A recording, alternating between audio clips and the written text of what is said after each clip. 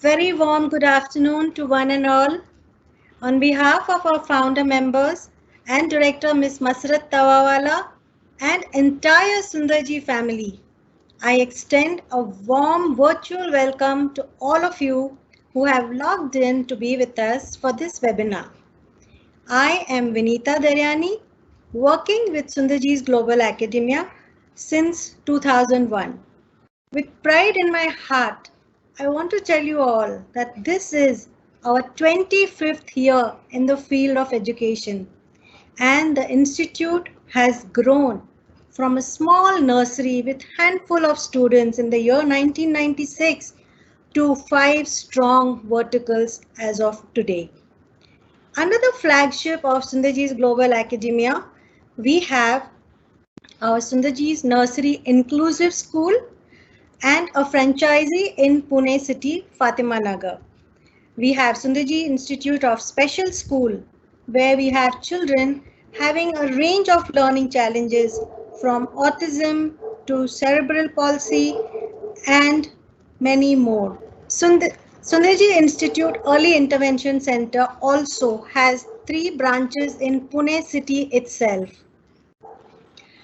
We also have Sundarji Teachers Training Institute with 1-year certified course by national body NCTE, and we have a very prestigious franchise of our Teachers Training Institute in Bangladesh, Chittagong. Also, a joint venture under the flagship of Sundarji's Global Academia is a full-fledged CBSE school with a huge sports academy and also an early intervention center by the name of Suyog Sundarji Wisdom School in Wagholi. Dear friends, I feel very fortunate to be associated with Sundarji's Global Academia, very fondly named as SGA by its staff, where every member believes that to teach is to touch a life forever and learning must never stop. As we all know, this pandemic COVID-19 has thrown numerous challenges at all of us. Amidst these challenges, one of the greatest challenges was to continue providing the learning platforms to all our students for their social and emotional well-being to tide over these rough times. That is when, under the guidance of our visionary director, Masrat Tawawala, the relentless efforts of all the creative minds of SGA resulted in launching of our online programs such as the Parenting Toolbox, which is an 8-part series for upscaling the knowledge of young parents to handle their role effortlessly. Tomorrow, in fact, we are going to have the second part of under this Parenting Toolbox, which is going to be conducted by a very renowned speaker, Ms. Harsha Ramaiya. So we hope to see you all there as well. The NCTE certified Sundarji Teachers Training Institute has gone digital with a blended program which is currently happening online, and we've got many trainees training under us in that course. Today's webinar is yet another endeavor to provide an interactive platform to discuss multiple human intelligences as propagated by Dr. Howard Gardner. Last month, we conducted a workshop on brain development. Let me tell you, friends, these workshops come under a subject, reinventing the wheel for 21st century education, where one particular subject is conducted only through workshops which are conducted by various experts in their own fields. The first very workshop was conducted by the director of SGA, Masrat Tawawala, brain development. Today's workshop on multiple intelligence is also conducted by a very renowned speaker, Ms. Sharvari Parasnes. She is the presenter of this topic, and a little light on her persona. She's a very passionate educator and an avid learner. Her list of credentials is extensive and impressive. She's a postgraduate in child development from Nagpur University with a first class and diploma in fashion design. Accreditation assessor of the National Accreditation Board of Education and Training. She has worked in various organizations at various designations.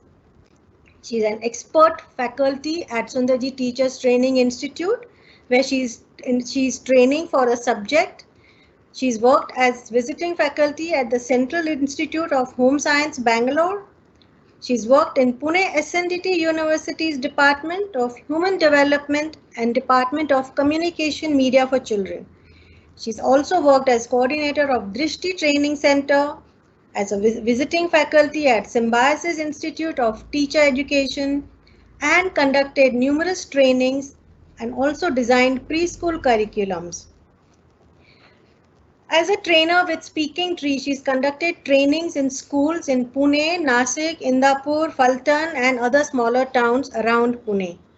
She's also associated with Ajol Daycare for planning the curriculum for infants, and she has also hobbies, which includes reading at any part of the day. She's part of 2 book clubs. She's a textile enthusiast, and she has taught textile science in School of Fashion Technology. She's a member of Ladies Wing of Federation of Indian Chamber of Commerce and Industry, known as FICCI Flow. She's also on the Charter Committee member of Spectrum Ladies Study Group. As I said, the list is extensive. Truly a multifaceted personality we have with us today. Please welcome Ms. Sharvari Parasnas. Over to you, ma'am. Thank you so much for this very, very kind introduction.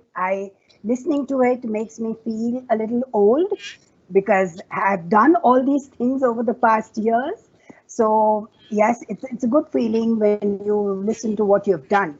And yes, as Vinita ma'am has rightly pointed out, the only thing you need to remember today is my passionate bit about education and about reaching out to children. So here I am today presenting to you the theory that I hold very dear to my heart and very, very closely have read about it and constantly looking for areas in which we can apply this theory. So let me begin. So here we are on our journey today into the frames of the mind, a workshop on multiple intelligences. What are we going to talk about today? This is a longish session with a longish module where I will be putting forth all the multiple intelligences proposed by Dr. Howard Gardner. So through the session, we are going to be applying the theory to your lessons. Before that, we understand the theory of multiple intelligences. Once you begin to apply the theory to your lessons, we will be, I have templates for you today, which will help you plan your lessons more creatively. And I assure you there will be no additional work. We will be designing multiple intelligence stations in the classroom. We will have a brainstorming session on how we do this after we finish with the first few modules. And finally, we are throughout the workshop, we are going to be focusing on the child's strength as the learning channel. So this is our agenda for today. A few things before I begin the session. You all have an advantage over me. You can see me. I can't. So, yeah, you can see me. I can't. So the only way I can be in touch with you is through your chat box. So I would like you to be very active on the chat box and let us interact and keep this chat box alive for the next 2.5 hours, right?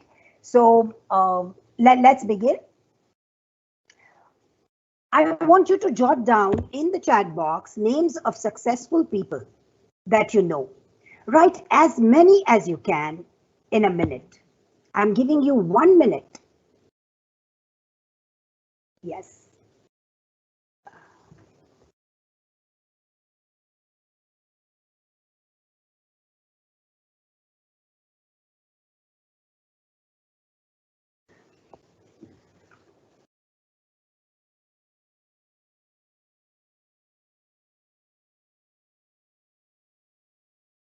Are we done? Do you have your Yes, ma'am. names? Yes. So just a minute. I need some technical support.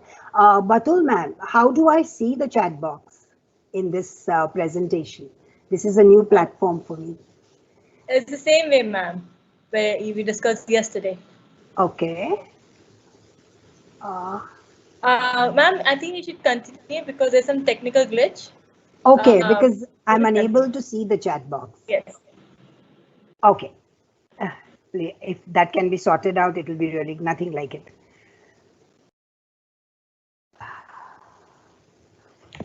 All right. So if you have jotted down the names of all the people you think are successful, I want you to answer the next question. Do you think they're intelligent? Yes or no? Do you think they're intelligent? This is what we are going to connect today. Success, intelligence, and how can we marry the two? Yeah. So moving on to my next slide. Picasso and Einstein. Is Picasso less of a genius than Einstein? I don't think so. Do you? Both are genius in their own way, isn't it? So this is what the theory of multiple intelligence tells us. Before that, what is intelligence? We have the old view and the new view. The old view suggests that intelligence is unitary, it is single, one is born with intelligence and that's where it stays. Intelligence is measured as a unit, as a cognitive capability, which is reading, writing, and math, and that is what is traditionally seen in all the schools. What is the new view? The new view suggests that it can be developed. It is not numerically quantifiable, only numerically. You have to see it in context, in various situations in life. Multiple ways are there to express intelligence, to measure intelligence. We have very many ways. This is the new view of intelligence. Yes, Batul ma'am. Yes, This ma'am. is, yeah. I want to begin with a quiz. Now, in your chat box, we are pasting a link, right? You have 3 minutes to use this link. Click on the link and answer the quiz. It is a quiz that will give you a very, very quick and fast answer to your intelligent type, what you are. Sherving, ma'am, please check Yes. your chat box now. We have a little delay in the Ha. responses, I think because of Okay. technical. But just give Okay. another 1 minute, you'll get your responses. Okay. So I minimize this frame. No, just open your chat box. Okay. I'm not able to see the taskbar. Okay, then minimize. Uh,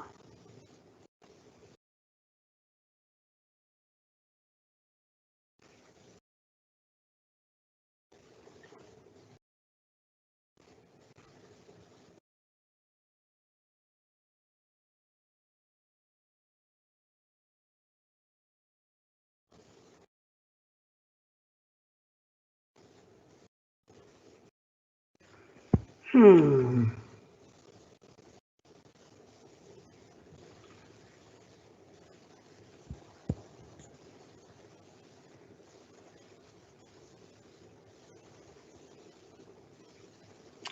I will need support.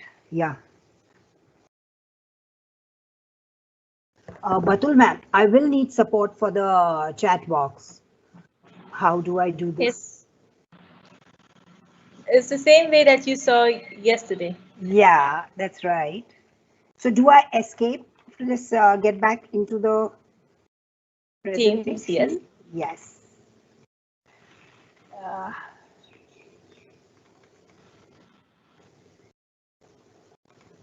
yes.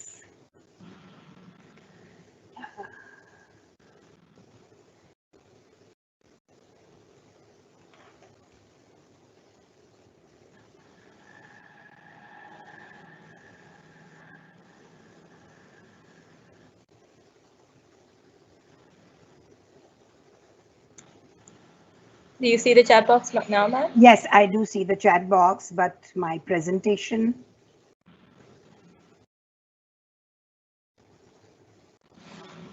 Open the share tray.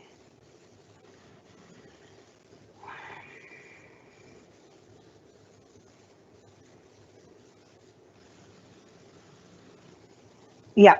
I'm seeing Masrat ma'am on my screen. Yeah.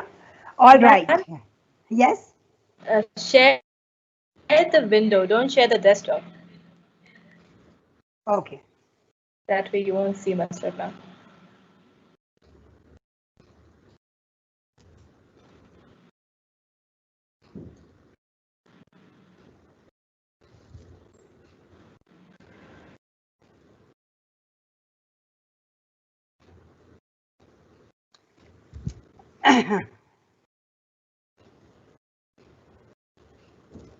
Okay. Do we have people answering the quiz? I don't see any responses in the chat box as yet.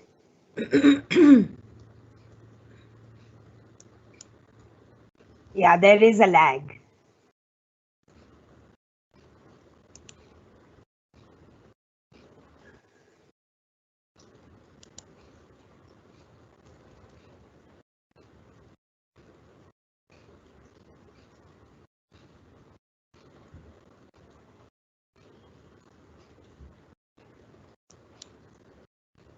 Yukta.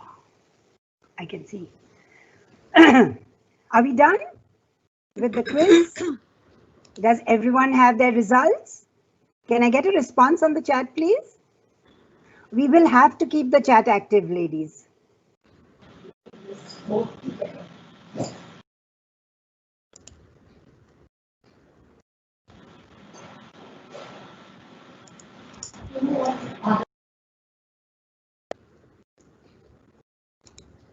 Yes, now I can see some.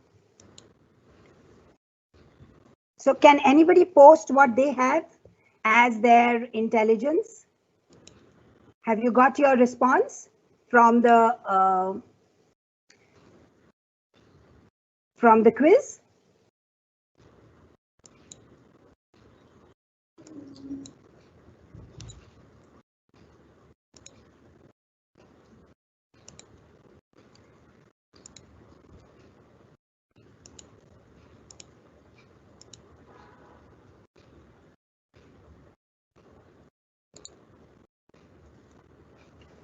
Okay, let's move on.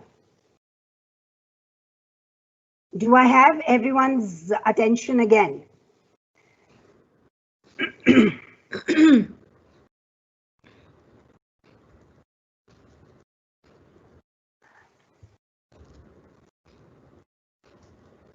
Yes, Sharvari ma'am. Yeah, we can move on?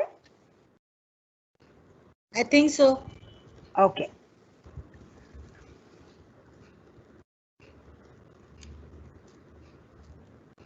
Right. So the theory tells us, given to us by Dr. Howard Gardner. Now, Howard Gardner is a professor at the Department of Education at the Harvard University, and he was doing his research based on the gifted children and children with severe brain injury. This is when he came across this concept of having multiple intelligences. He put forth this concept in a book called The Frames of Mind. This is where we get our title for today's session. So the theory of multiple intelligences is it states, the first point that it states is that people are not born with all the intelligence they will ever have. He challenged the notion that there is only one single type of intelligence, which is focusing on cognitive abilities. This is how traditionally schools have been working. Educational institutions have been working. Then the third point that he brought about, and which is his theory, is that everyone, each one of us, is intelligent in at least 8 different ways and can develop each aspect of these intelligences. So mind you, me and everyone else, all of us are intelligent in at least 8 different ways. Yeah, so this is the beauty of this theory. This is why this theory brings every child into the umbrella of intelligence. There is no child in the class that can be labeled as unintelligent or as someone who is worthless. No, every child is intelligent, right? Before we get on to the theory, I would like to share that in 2012, Dr. Howard Gardner was on an India tour. And I had the good fortune of attending one of his sessions in Mumbai. And trust me, it was a fan moment. I mean, very rarely, how many of us get to actually be in the same room as a man as the person whose theory we are following and reading and teaching. So it was an absolute fan moment for me personally. Yeah. So what is his theory? Logical, visual, musical, intrapersonal, kinesthetic, interpersonal, naturalistic, linguistic. These are the 8 multiple intelligences he has put forth. And these 8 multiple intelligences are there for all of us, in each of us. And we have to, as teachers, we have to ensure that we are kindling, we are sparking these intelligences in our children. So the logical, mathematical intelligence, the visual, spatial intelligence, the musical, rhythmic intelligence, the intrapersonal intelligence, the kinesthetic or the bodily intelligence, the interpersonal intelligence, the naturalistic intelligence, and the verbal linguistic intelligence. These 8 intelligences are the base of this theory. There are a couple of more intelligences that are also knocking on the door and very soon could be included in this theory. So this is the beauty of this theory. It is dynamic, it is growing, it is accepting. Yeah, so I'm sure all of you who have done the quiz have come up with, you've got a mail saying you have musical intelligence, you are visually, spatially intelligent, you are a logical, mathematical, intelligent person. So each one of you has got a mail, and trust me, amongst all of us here, all of us together cannot be logical, together cannot be visual, together as a group are not musical. Each one of us has our own strength. Yeah, so this is the theory of multiple intelligence. Now we are going to see how we can apply this theory. So let's look at the first intelligence. Now, when I say first, I don't mean any hierarchy. This is just the first intelligence that is coming up. Among the 8, this is one intelligence, right? So let's begin with the verbal linguistic intelligence. Now, which child do you think is a word smart child? These children are called Word smart. Now, what does this linguistic intelligence enable us to do? How do we develop this intelligence? This is an intelligence that develops through reading, through hearing, through speaking, through writing, through debating, through discussions, through word puzzles. So reading, hearing, speaking, writing, debating, discussion, all of us do this, right? So all of us have this intelligence. There are some of us who are word smart.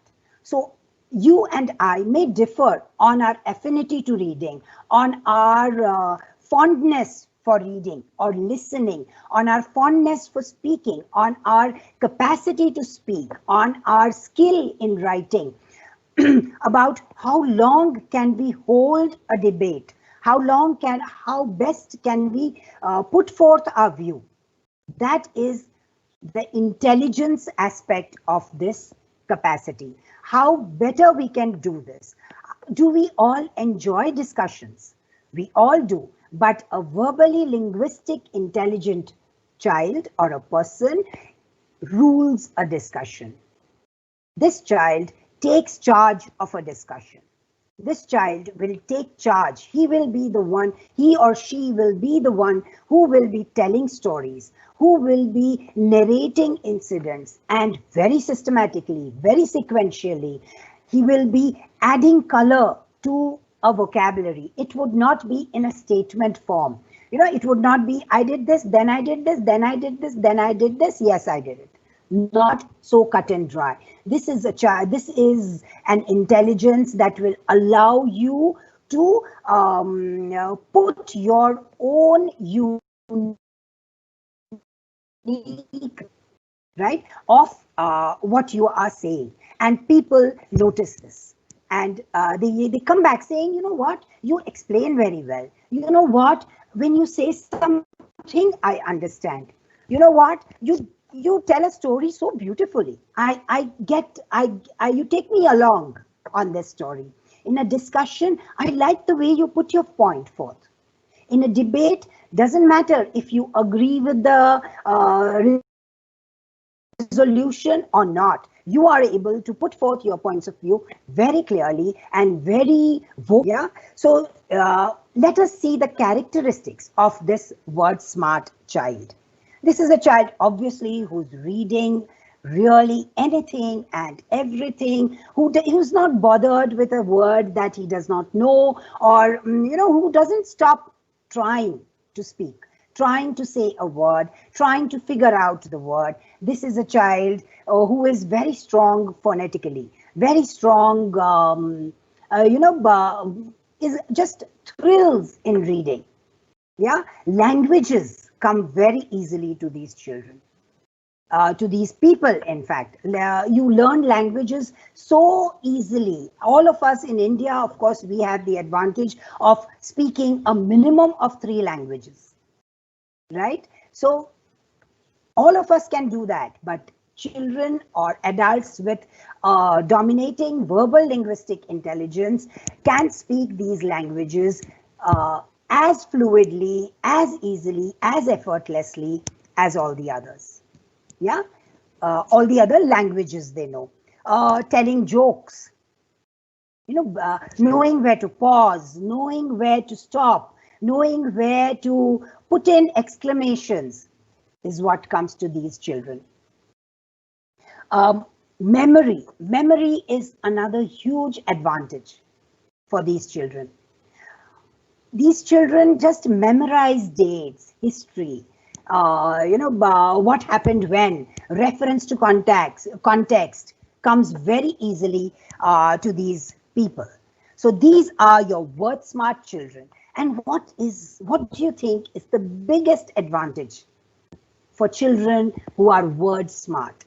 All of us have this intelligence, but those who are word smart, yeah, they do traditionally very, very well in schools. Yeah, so this is the one basic advantage of this group. Would you like to see some pictures of some famous peoples who are verbally, linguistically very, very intelligent? Here they are. Abraham Lincoln, William Shakespeare.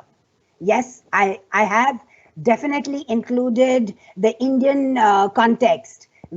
I've put in Gulzar there, Shashi Tharoor. I mean, nobody can challenge his word smartness, right?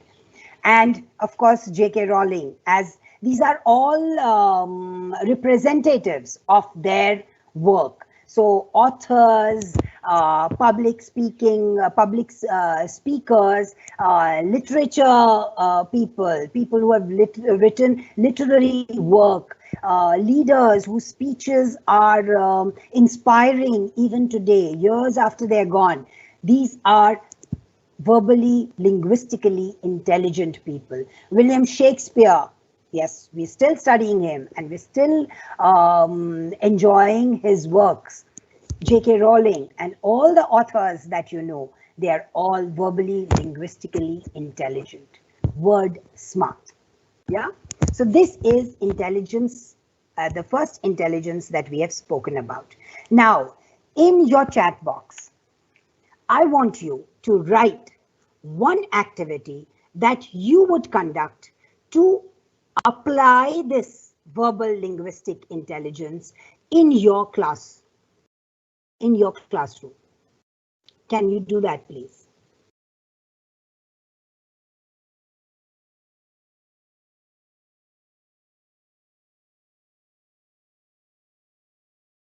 Yep. Can I have some chat as to an activity that you think of right away? Most of you are teachers. Those of you who are trainees are going to be teachers. So this shouldn't be difficult for you. Can I have some pointers here? Sharbari ma'am, there is a 30 seconds delay on receiving the responses. Okay. Can you say the question again, please? Yes, I want you to jot down an activity that you would conduct in your class or you are conducting in your class that goes with this intelligence. Remember, I have given you characteristics of this child, stories, puzzles, crosswords, listening, reading. What are the activities that we do in class for this intelligence? Well, that the 30-second lag is technical, but yes, in our minds, I'm sure we are all doing this all the time. In fact, the other intelligences very often take a back seat because all our activities are focused towards this intelligence, isn't it? Yeah. Done? Okay.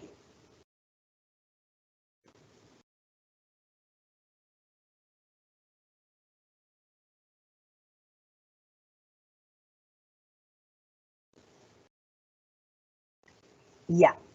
So these are your verbally, linguistically intelligent, the word smarts, in publicly acknowledged and revered.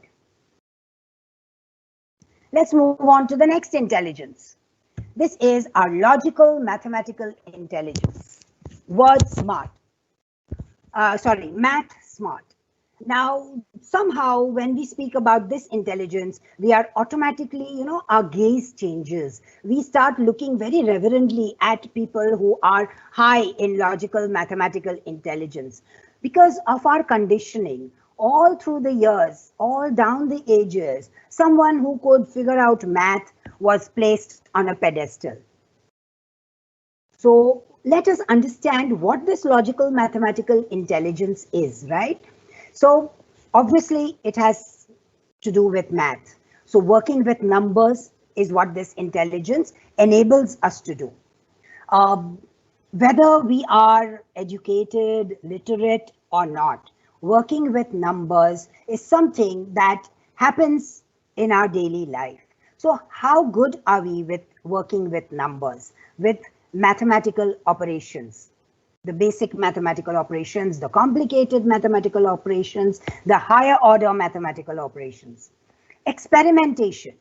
So experiments, the urge to experiment, the urge to figure out what will happen if I do this. So this, the basis for this is the cause and the effect.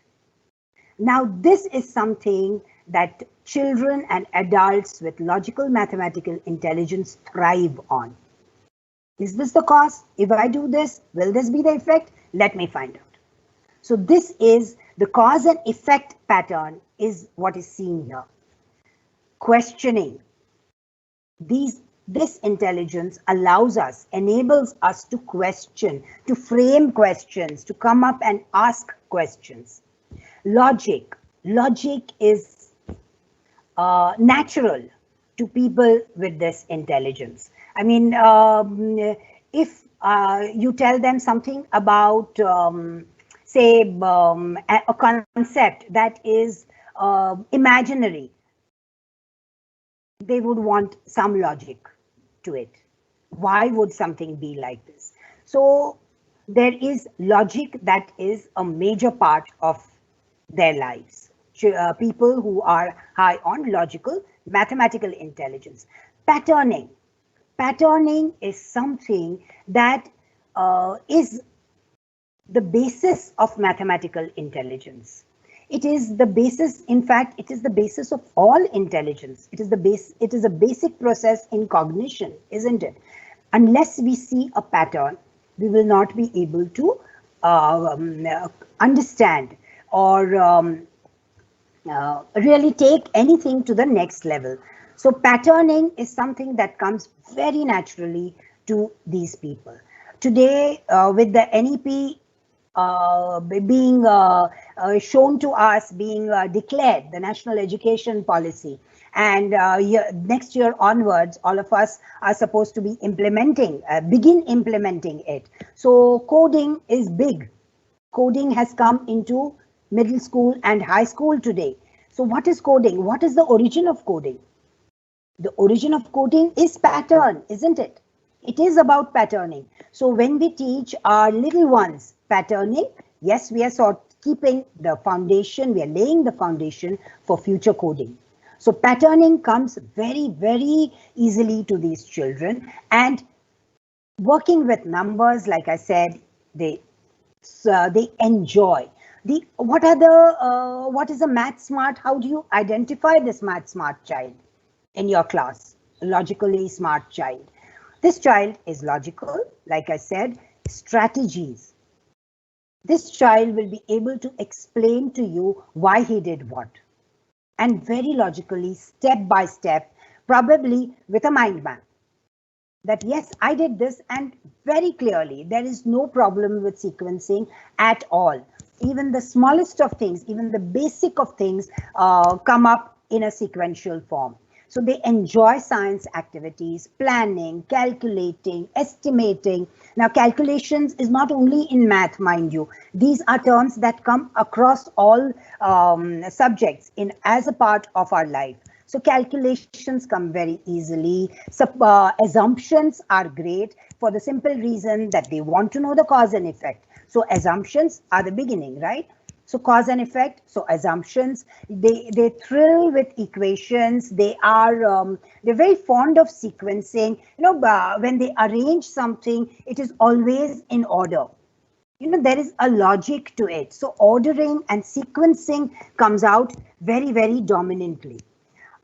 When they present ideas, their ideas have a very strong base. The base may be right or wrong, but it will definitely be according to the idea that they are presenting. So great with experimentation, great with questioning. This is a child who will continue to question till he finds the answer. And the questioning is not very random. There is a lead up to the main question. So this is the logical mathematical intelligence in play. And it is something that, again, let me remind you, all of us have, and we have to use this information in our lessons. Because if you and I have it, children definitely have it, right? So this is about the math smart. So practical ideas, logic, cause and effect, yeah, and questions. Tons of questions. They just enjoy doing this. Let us see now who the math smart role models are. Einstein, Stephen Hawking, Bill Gates, our ex-president and a scientist and a thinker who is revered the world over. And of course, our ex-president and of course, Shakuntala Devi, the human computer. Yes, she was in news last month because of a movie that was that came out on her life. And the human computer is what she was. And if you've seen her videos or her film, you will know how she was thrilled in every little math equation or pattern that she identified. And it came so very easily to her. These are, of course, geniuses. These are people that have reached the top in this intelligence. Yeah, right. So now I want you to put in an activity in your chat box as to what do you do in your class that encourages this intelligence.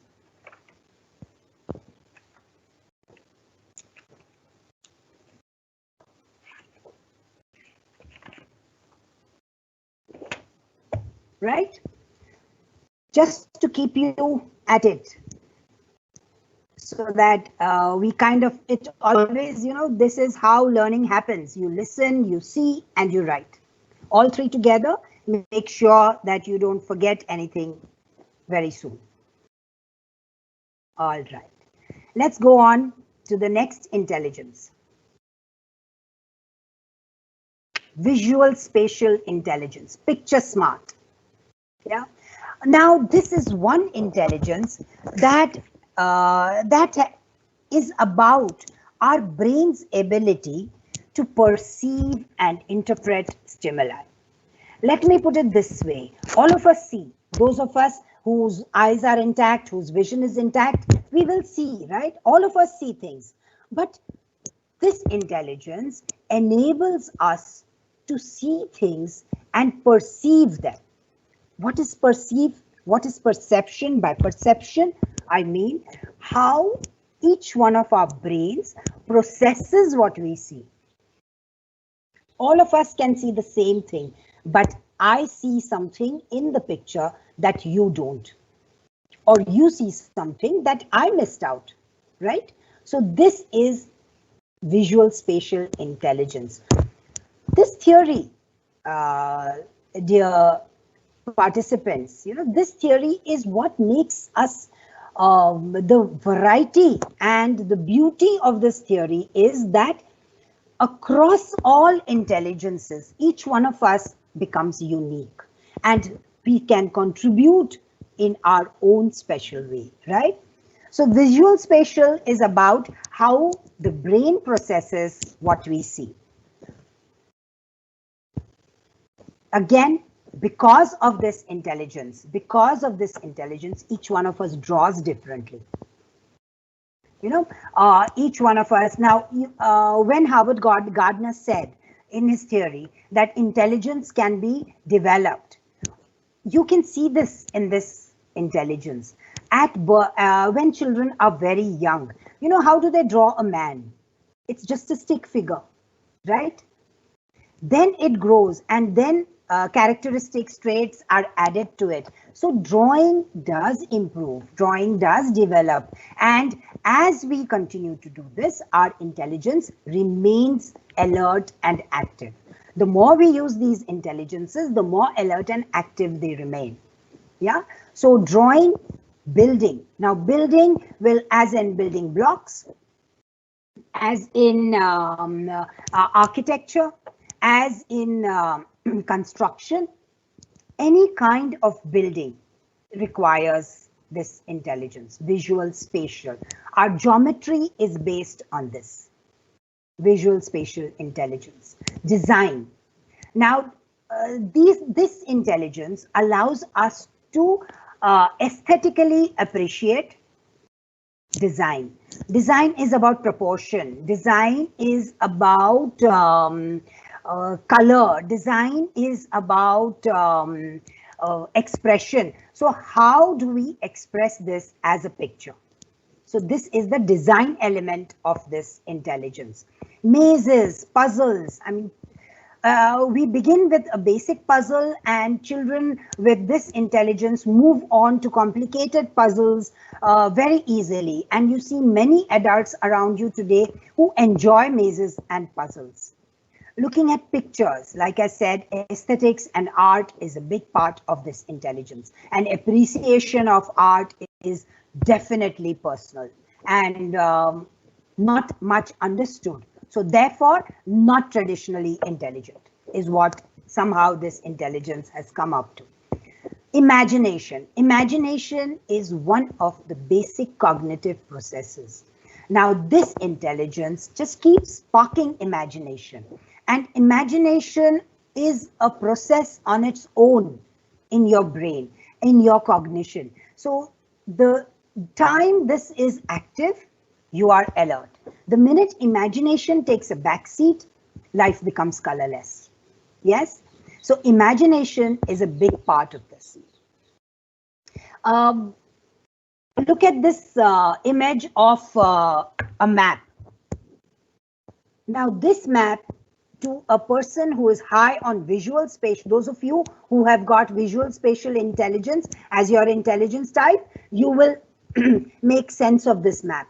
To me, with my type being verbal and linguistic, I would rather roll down a window and ask for directions. Google Maps makes my heart go, my heartbeat go, you know, it goes out of control. So I'm very happy doing this verbally. But those of you who have this visual spatial intelligence will be able to figure out maps. There is a statement about picture smart children or picture smart adults. These are adults who know their north, they say, who know their south. All right. So to me, north means the Himalayas. To a visual spatially intelligent person, that person can look out of the window and figure out where north is. Yeah. So this capacity to look at maps and mazes and puzzles is your visual spatial intelligence in action. The Rubik's Cube. All of us do it. Some of us get it in 4 tries. Some of us give up in 4 tries. And some of us take it to the extent that we look for steps because we wish to master it.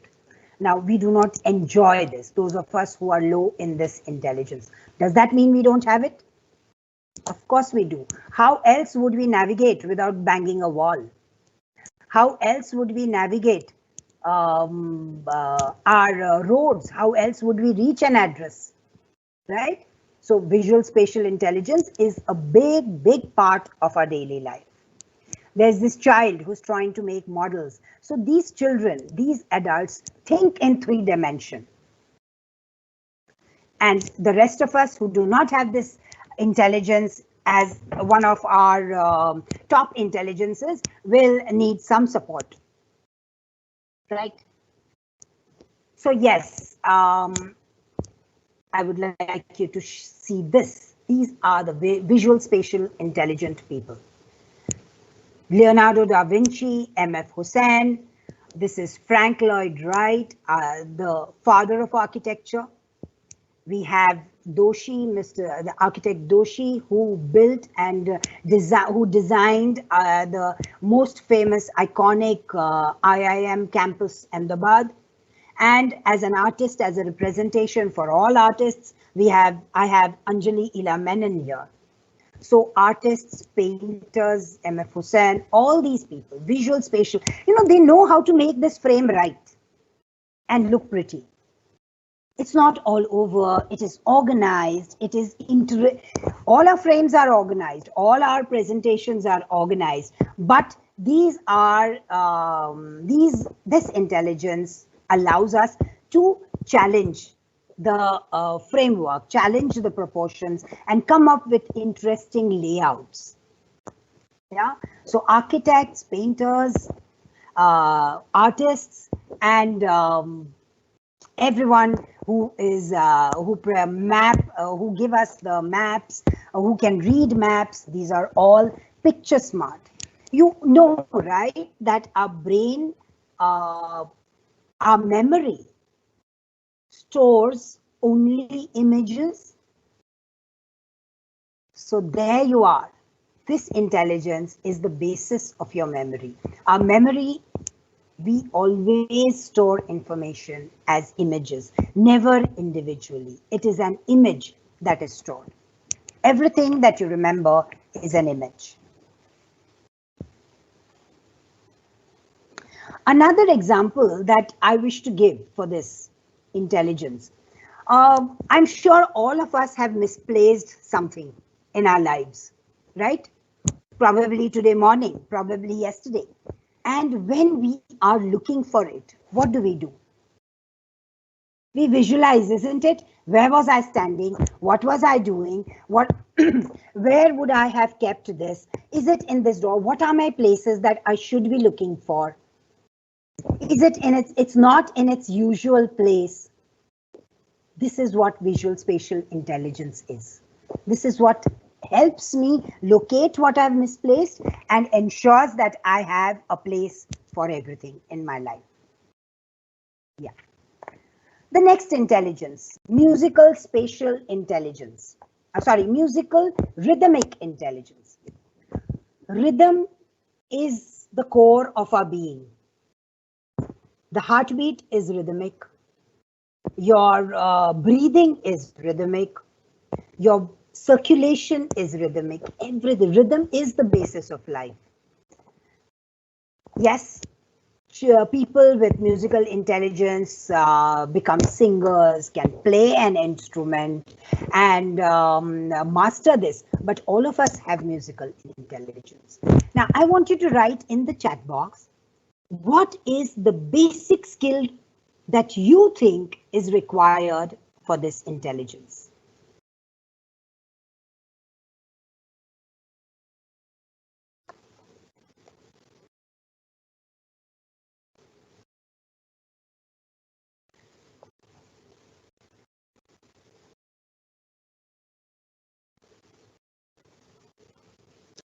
What is the basic requirement for this intelligence?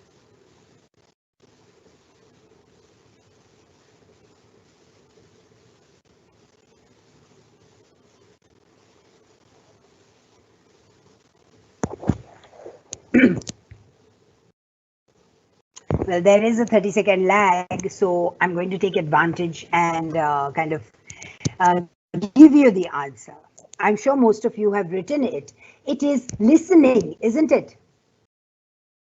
Unless you listen, the hearing capacity, the listening skill of people with high musical intelligence is phenomenal.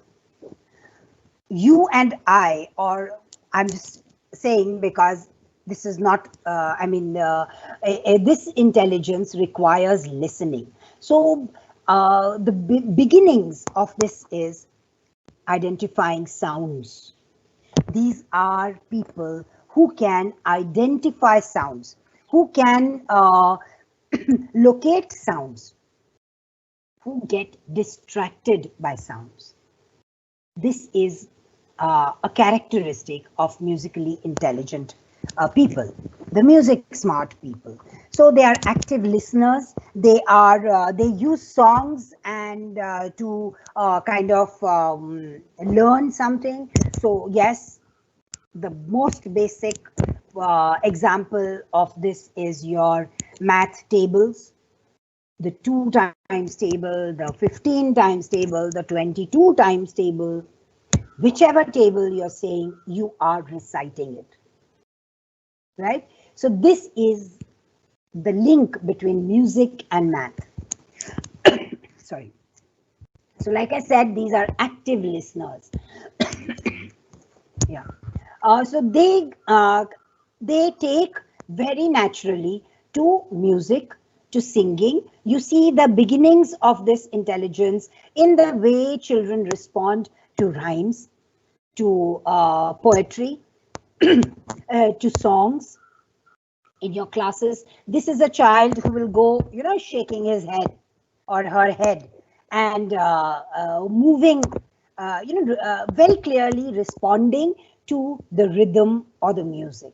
This child may not understand the rhyme, the words, the lyrics, but music, bang on. They will respond to the music right away. Yeah. Later on, this ability helps children to remember things. There is the way they recall, they automatically give in a rhythm, a pattern. Again, patterning comes here too. So patterning is, they create patterns in a way that will help them to memorize. So all of us are musically smart. All of us know when someone goes off key. Does that mean that all of us can sing? We can, but do we sing publicly? Some of us who are confident enough will. Those of us who are not will say, no, thank you. I sing in private. Yeah. So this is musical intelligence. If I can't sing, does it mean I don't have this intelligence in me? No. It means that I may not be able to sing, but I have a ear for music. I have the capacity to know when it is off key, to kind of link one song to the other, and connect that, yeah, this tune is similar, isn't it? I've heard this piece somewhere. In the song, this part is similar to another song where this part, the same piece was played.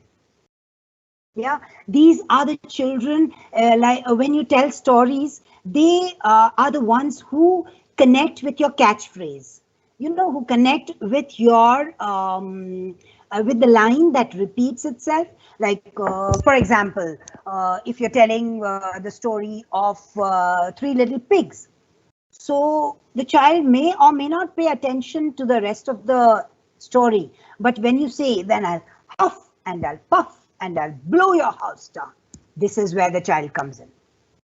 Because he sees rhythm here.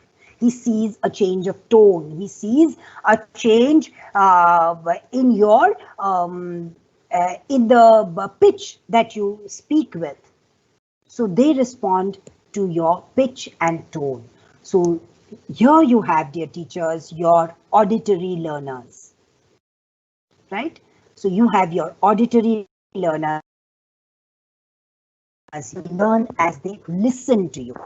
Yeah, and of course, music is their strength. Music is their strength. So rhymes, songs, tapping on the table is something that they will enjoy doing. Yeah. So these are your musically smart people. Now, yes, I don't think I need to say anything about the musically smart people that I'm going to be showing in my next one. Yes, you have Pandit Ravi Shankar, you have Rahman, you have the Beatles, you have our two nightingales there in front of you. So these are musically intelligent icons, right?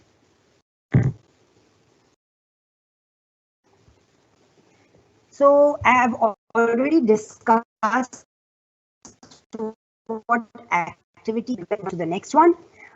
This is your body smart, your bodily kinesthetic intelligence. Now, as the earlier ones, as the musically smart children used their auditory skills, this intelligence is about using your body. using your movement intelligently. Now, when we say that using anything intelligently, what does it convey? It conveys that we are economical in our movement. We do not do anything that is unnecessary or not required. We cut away all the excess and focus and use only that is required. So athletics, acting, dancing, crafts, using tools are what bodily kinesthetic intelligence allows us, enables us to do. Sorry. So what about how is this intelligent? I mean, sports people, sports, games, these are some things that are compromised the first as children grow up and get into higher classes, right? And then we have issues later on in life where they're not able to perform in their jobs, perform in their interviews. This is what we are seeing. So somewhere along the way, we have not been catering to this intelligence as we should, right? So this is, now why is this kinesthetic intelligence important? Another day-to-day example. Suppose you want to learn something, even today. Most of the time, it's not enough to just see. For example, take since lockdown, cooking and coming up with exotic food has become the pastime of almost everyone. Everyone is in the kitchen these days, right? So take a recipe. Don't we want to know exactly how to do it? And haven't we realized very often that watching something online, or more than watching, reading something, reading a recipe and watching a recipe video and actually having someone tell us this is how to do it, there is a difference. And we see that difference, isn't it? So this is what kinesthetic learning is, hands-on learning. Even today, we need hands-on learning. Show me how to do it. Let me do it. Have I done it correctly? This is what we are asking each time, isn't it? So this is the importance of this intelligence. So these people with this high intelligence are able to maneuver their body like none of us can. Those of us who do not have this intelligence, we're just amazed at the way they move their body. The dancers, I mean, yes, all of us dance. Yes, all of us do it in class with our children. But then, you can immediately identify grace. You can immediately identify the efficient movement, the just enough movement that brings across the expressions on the face. The person doesn't have to speak. The expression is right there. So this is your bodily kinesthetic intelligence that allows you to do that. Yeah. So athletics, acting, dancing, craft, using tools. Using tools. These are tools that are a part of our learning. Your pencil, how you use your pencil, how much pressure you put in, it all begins there. And of course, later on with your hands-on experiences, increasing experiments, holding equipment, your block play, how best you make a tower.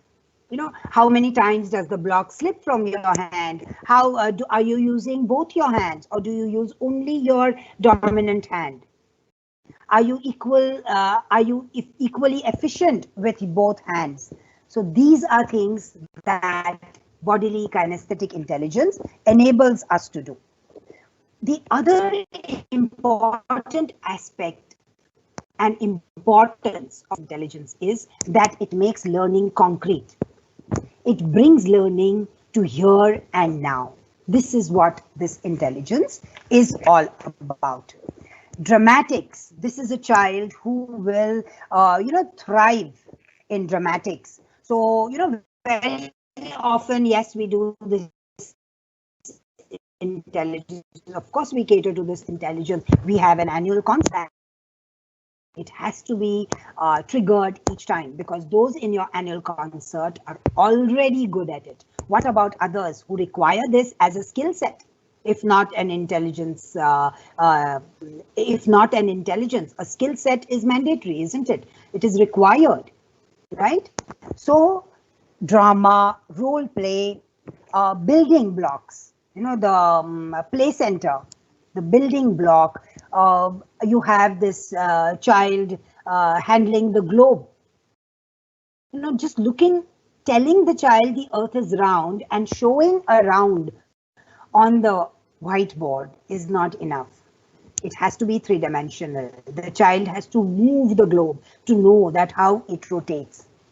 Yeah, and keep a finger on it to show that yes, I can stand while it is rotating. Right? So this is about your bodily kinesthetic intelligence. So basically this intelligence is about handling things, it's about hands-on learning, and it is about touching. It's about tactile experiences. I hope you're noticing and observing that all these intelligences are based on your sensory inputs, right?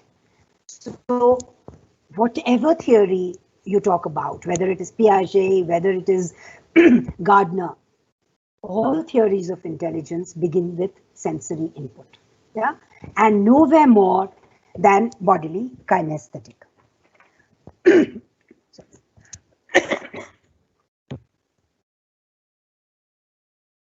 So here are your bodily, of course, sports persons are, they showcase this intelligence. And we marvel at their skill, yeah. So you have golfers, you have cricketers, tennis, badminton, and then you have dance, acting, actors. These are all very, very high in body kinesthetic intelligence. The way the posture, now we don't have to be actors to exhibit this. I'm sure you've noticed in people, in the way they sit, the body posture, the way they stand. Each one of us has a very unique way of standing and sitting.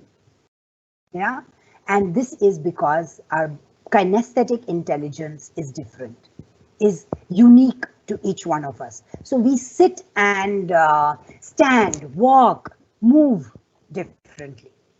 Yeah, our gestures, all of that is because of our bodily kinesthetic intelligence. Interpersonal intelligence. This is something you and I, as teachers, and we do have it, otherwise we would not enjoy our profession. Interpersonal intelligence, people smart. These are leaders, organizers. These are people who take charge, who say, okay, you want this done? Okay, all right, I will get everyone together. I will ensure that they sit in one place. I will make sure that, you get the response. Is this what you want? I will gather 4 or 5 people. And yes, let's do it together. This is interpersonal intelligence talking. Communication comes very easily. For communication to be efficient, you need to be listening. So listening skills go hand in hand with communication. Interviewing, conflict resolution. So conflict resolution, I mean, you don't have to be a counselor, for this. There are children who come in, and if you observe them very carefully, probably on the playground or probably in the parks, you will find children sorting out their issues and then taking them along.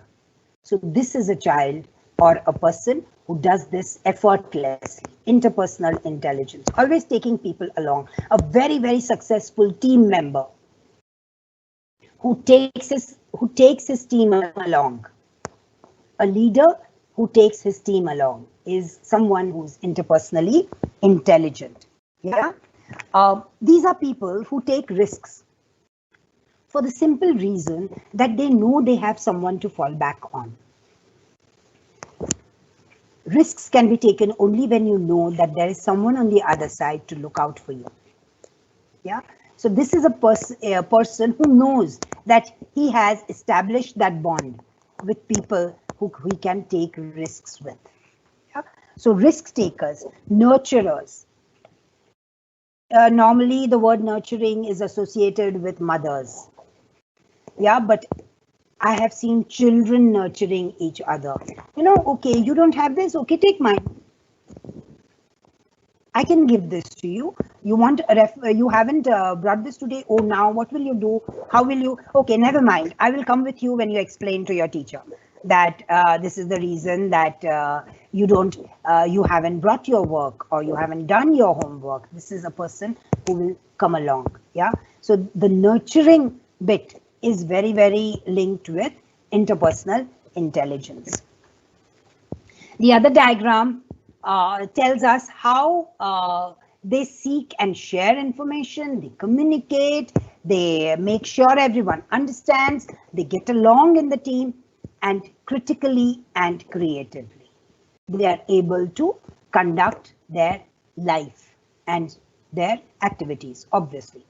Now, who is a people smart child? How do we identify a child who is people smart? Yeah. So popularity. Leaders have to be popular. So popularity is a big angle. This child will have many, many, many good friends.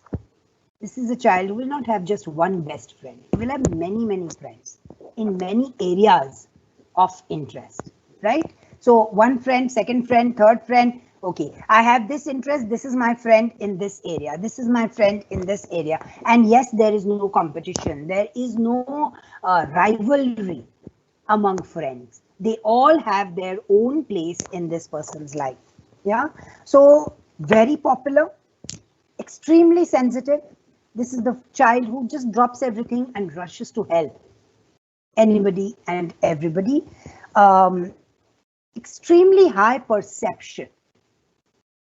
Again, perception as a cognitive process is very often kind of put on the back burner for the simple reason that yes, we're so busy understanding cognition in the process of reading, writing, and mathematics that perception somehow becomes secondary. But what happens, what is actually the case is that unless there is perception, nothing else can happen. So how your mind processes is perception, right? So perception is very high in these people. They're able to understand other people and what they may be thinking. So automatically popularity comes in because I don't need to express myself to this person. This person just understands me. Yeah. So these are interpersonally intelligent children in your class and people around you. Here are some of the famous interpersonal intelligence people with very high interpersonal intelligence. These are leaders. These are leaders. All our leaders are interpersonally very intelligent. They know exactly what to say where. We have our chat show hosts, even though they have a script with them. But yes, they are the ones who take the show forward. We have counselors, I'm sure, amongst us. So interpersonal intelligence is a big part of counseling. Again, it involves listening, right? So listening again becomes very, very crucial to interpersonal intelligence. And yes, the one with the muscles, this lady is you, each one of you, a teacher or those trainees who are training to become teachers. You are the muscle person, the muscle man here with interpersonal intelligence. Having looked at others, now let's look within. Self-smart. This intelligence allows you to deep dive inside of you. Who am I? What am I? Where do I stand? And I don't mean physically. Where do I stand? In my family, in my class, everywhere. These are children or people who set goals very easily, and they are very focused because they have reflected, they have thought it out and then set their goals. So therefore, they are very focused. They pursue their interests and they are extremely independent. Extremely independent. They enjoy doing things by themselves. Put them in a team and they're not very happy about it. Let them do things by themselves and you will see a marked difference in their output. So this is your intrapersonally intelligent. So analysis, wondering and trying to figure out things is a characteristic of this child. Yeah, they prefer quiet places. They don't like a group where everybody is busy sharing, a very active, volatile group where, you know, everybody wants to say something. These are people who kind of back off and who become quiet in this situation. Allow them to speak for themselves, they will rule it. But in a group, they are not very comfortable. These people are very creative because they spend time with what they're thinking. There is no time limit. There is no school time. Their ideas, their concepts are there with them all through. Right? So these are people who are very creative, who think within and who come up with theories, with thoughts which are followed by others. So the thought, what is the difference in interpersonal and intrapersonal is that I have my own thought, which I have analyzed, which I have put in a system and which I have put across to you, and it appeals to you. And therefore you follow it. As against interpersonal, where you and I together have come up with this. So that is the difference between inter and intrapersonal. Let us see our spiritual gurus. You have Socrates, the founding father of philosophy. You have Swami Vivekananda, Dalai Lama, Sadhguru, Mother Teresa, and this young lady here. How many of you have identified this young lady? I want to know this.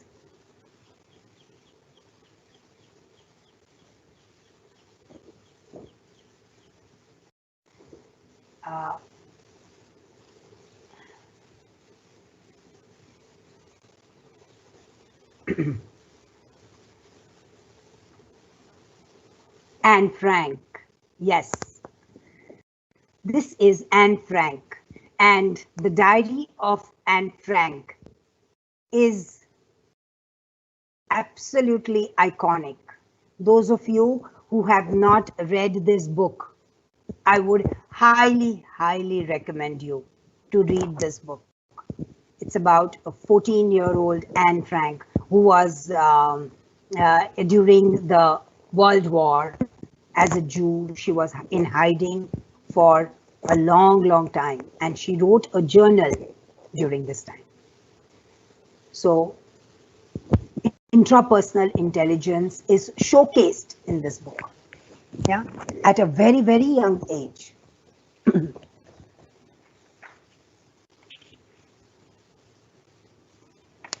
The eighth intelligence, I will not call it the last. The eighth intelligence in the multiple intelligence theory is naturalistic intelligence. This intelligence, when Howard Gardner first published it, he had only 7. Then he added a couple of more intelligences. Naturalistic intelligence is among that. And he says that all of us, again, it is like our visual spatials or spatial intelligence. All of us see things, but our brain processes it differently, right? So similarly with naturalistic intelligence, we all look out of the window and each one of us sees differently and connects to the nature outside differently. Yeah, so biologists see trees, leaves, vegetation differently. Zoologists and animal lovers see animals differently. This is the intelligence that allows and enables us, some of us, to do this very, very well and effortlessly, and probably make a career in that area. And some of us who have it just as a skill set. Yeah. So exploring, gardening, fauna, the plant life, the flora, the flowers, observing natural events. These are things that come naturally to this intelligence. They come very effortlessly to this intelligence. Yeah, children or adults who have this intelligence. So this is a child who loves the outdoors. Now there is another intelligence that we studied where the outdoors come in, or the classroom is outdoors. The child enjoys the outdoors. That is your kinesthetic bodily intelligence. Again, this is different. Both enjoy the outdoors, but both have a different focus. This is a child who will observe the outdoors.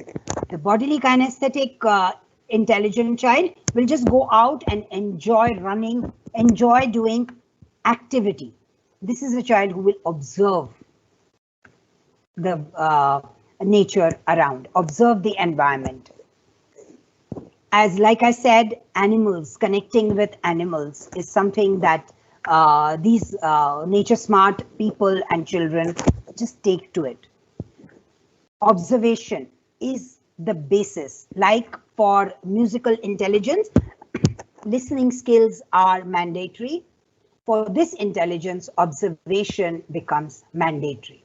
Observation skills go hand in hand with this intelligence.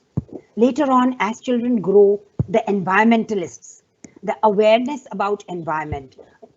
Global warming is not about feeling hot.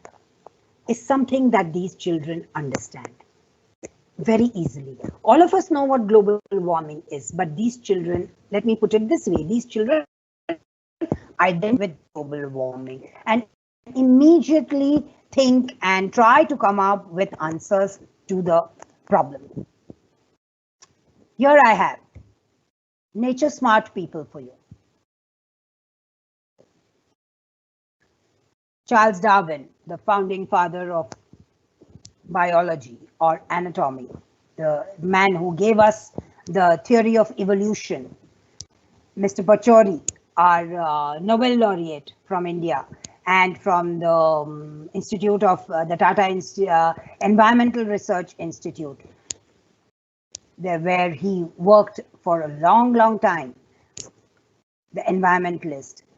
All of you, those of you who are keen National Geographic and Discovery Channel people, you must have identified Steve Irwin. He passed away recently. This lady, Jane Goodall, her theory about apes, about chimpanzees, and she has studied all kinds of developmental processes in chimpanzees and apes and linking them to human intelligence is something that Jane Goodall is famous for. Maneka Gandhi, the PETA lady. Then we have the Narmada Andolan, Medha Patkar. She is very high. These are the people, iconic people with very, very high naturalistic intelligence. So in a nutshell, yeah, a big kind of a nutshell, but yes, this is your multiple intelligence theory. Now, I want you to take 2 minutes to just assimilate all this information. Those of you who are teachers and who are already familiar with this theory, I hope this has been a kind of a revision and a recap for you all, but I know there is a huge bunch of trainees there who are probably hearing this theory for the first time. So for them, this is I'm sure this could be a little overwhelming, all these intelligences. So here is a snapshot. of the theory that we studied till now, that we discussed till now. Now we move on to the classroom. The theory bit is done.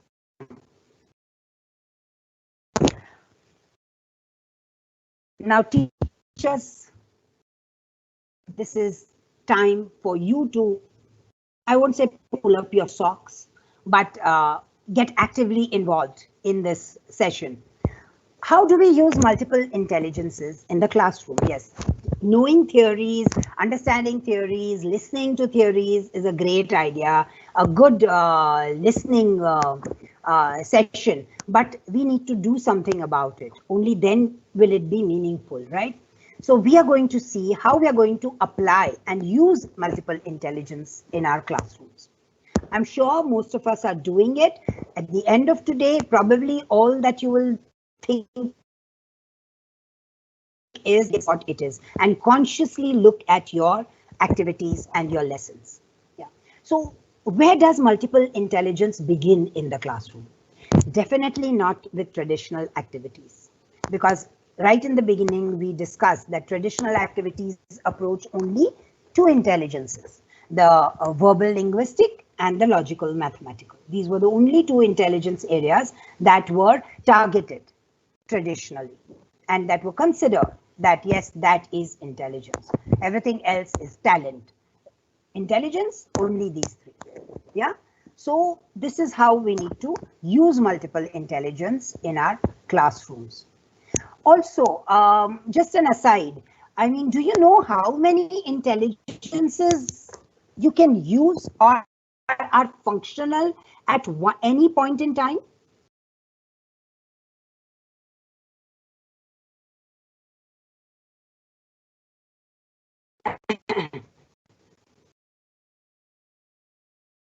Yeah.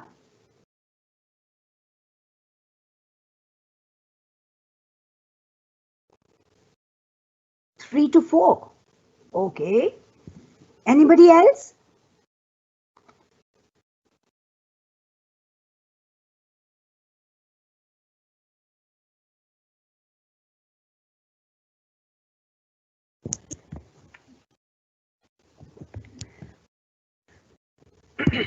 Yes, 3 to 4 intelligences at any given time out of the 8 are functioning simultaneously when you're alert and active.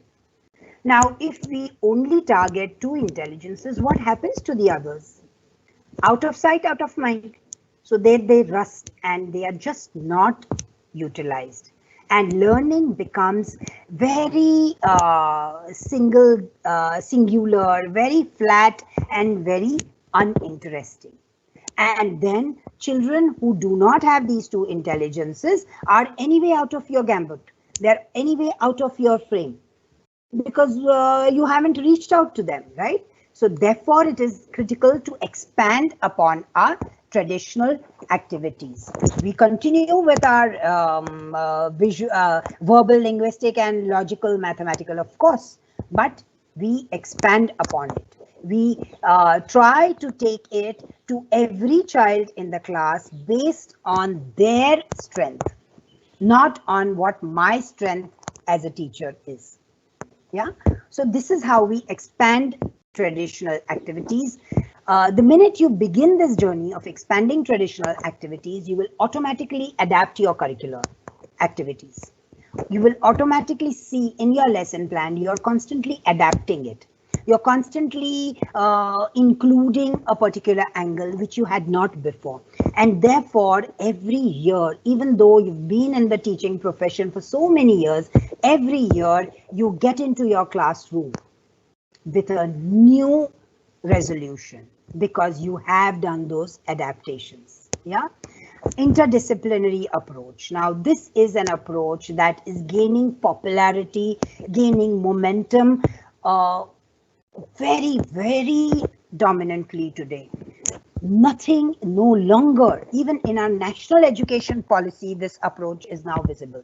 We no longer are propagating the traditional math and science And if you take science, you cannot be interested in psychology. If you take maths, you cannot do music along with math. That is now vanishing. So interdisciplinary approach is now here to stay. This theory, of course, thrives on interdisciplinary approach. Lesson designs, your lesson plans are going to change drastically once this theory comes in play. And of course, projects, you will not even realize when projects become your strength and children begin enjoying and learning through projects. Something that was done probably because I have to do 2 projects in this term. Yes, I need to do it. You will now incorporate projects in your small projects in your lessons. Now to demonstrate this, I have an example for you. Instead of talking about each one separately, let me take you through a lesson plan, a sample lesson plan for a cube.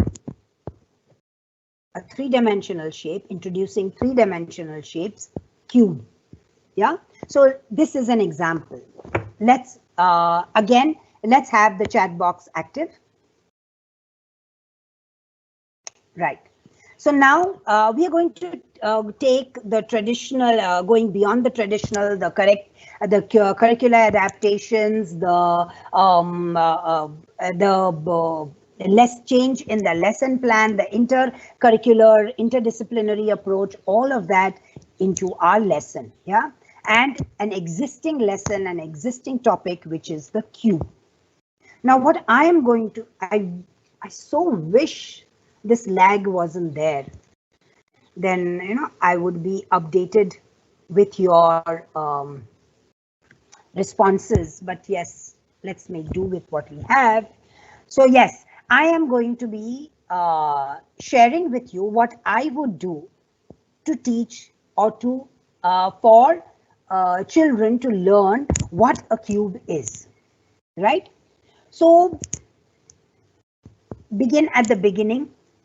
I will ask the children to describe a cube. Depending on their developmental level, if they can write, great. If they can't, then answers, verbal answers. I will show them a cube. I will come to the class with a cube and I will show it to them. I will ensure that they are able to handle a cube. I mean, it's not a difficult thing. There are so many, you know, a block is a cube, right? So you could have many blocks that are passed on and children are handling this. Now I want them to describe the cube. As they describe, those of in grade 1 and 2, they could write down what they think a cube is in one word, in a sentence, basic sentence, their wish. Those in the earlier classes, what I would do is take their responses and make a note of it on the board. Those responses that are common, I will not negate them. Oh, this is something that has already been said. No, I will ensure that yes, this is similar, right? It's already there on the board. Next, and ensure that there is a response to this. And I will continue to write on the board. I want you to write now in your chat box which intelligence I have used.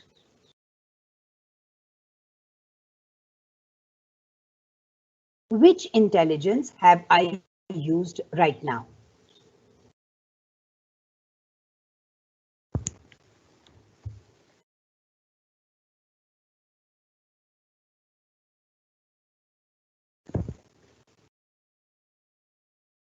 Do you have it?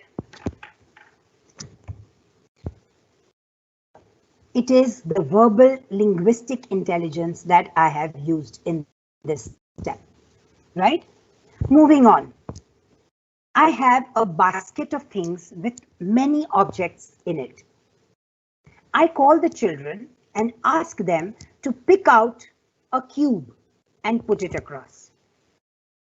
I have a ball, I have bangles, I have a duster, I have many things, and I have some cubes in it. And I ask children to come up and pick out a cube. Yeah. Once they pick it out, I ask them about how can you measure it? I ask them to take a tape or a ruler and measure them.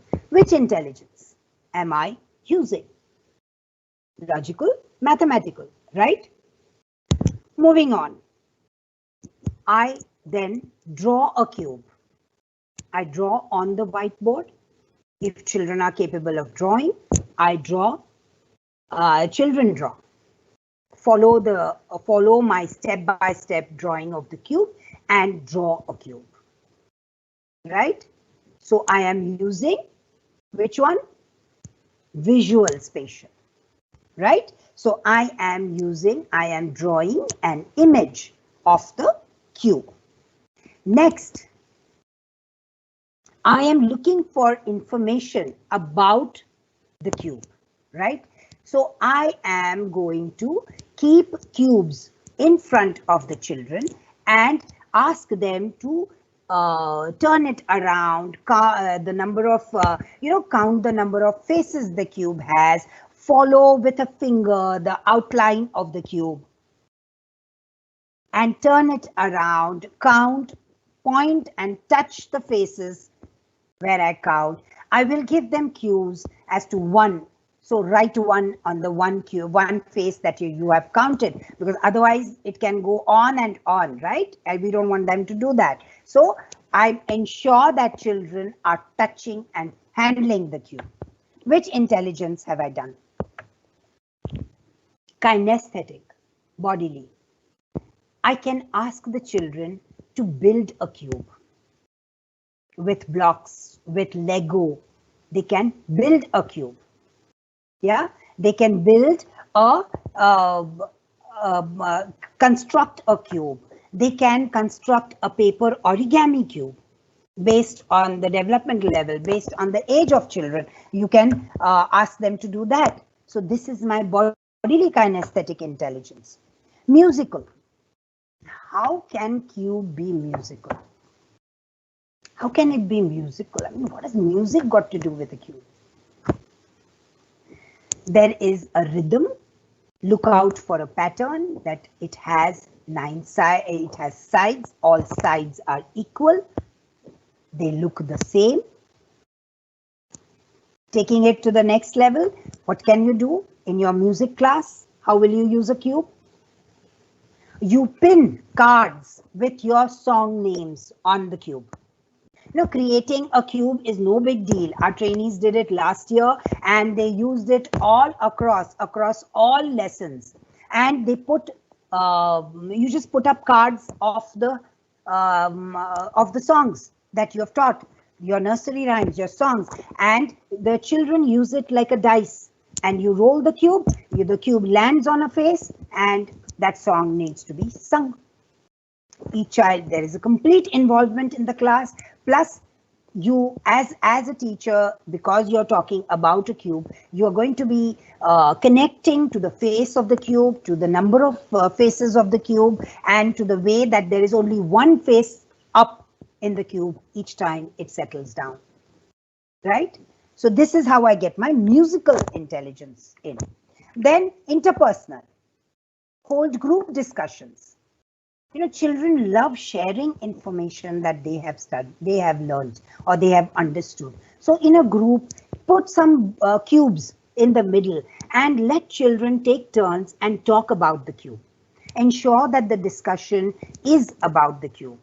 And cooperative learning strategies can be used. We call this the think, pair, share technique. Yeah. Interpersonal. This is when the child takes time and by himself in his own book either draws, colors, or writes about the characteristics or the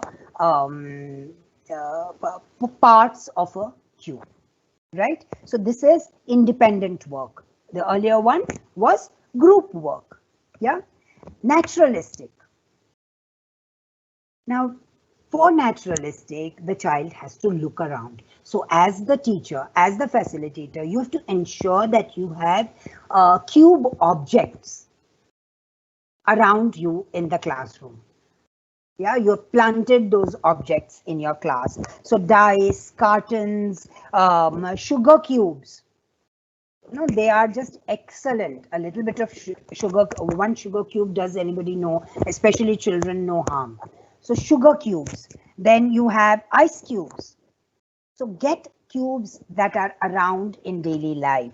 Gift boxes, wrapping of a box or unpacking a gift box, showing that it is a cube, right?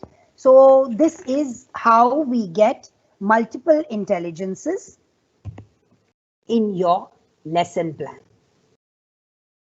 Possible?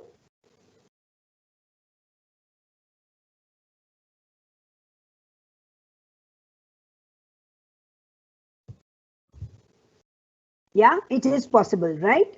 So now I have a menu for you.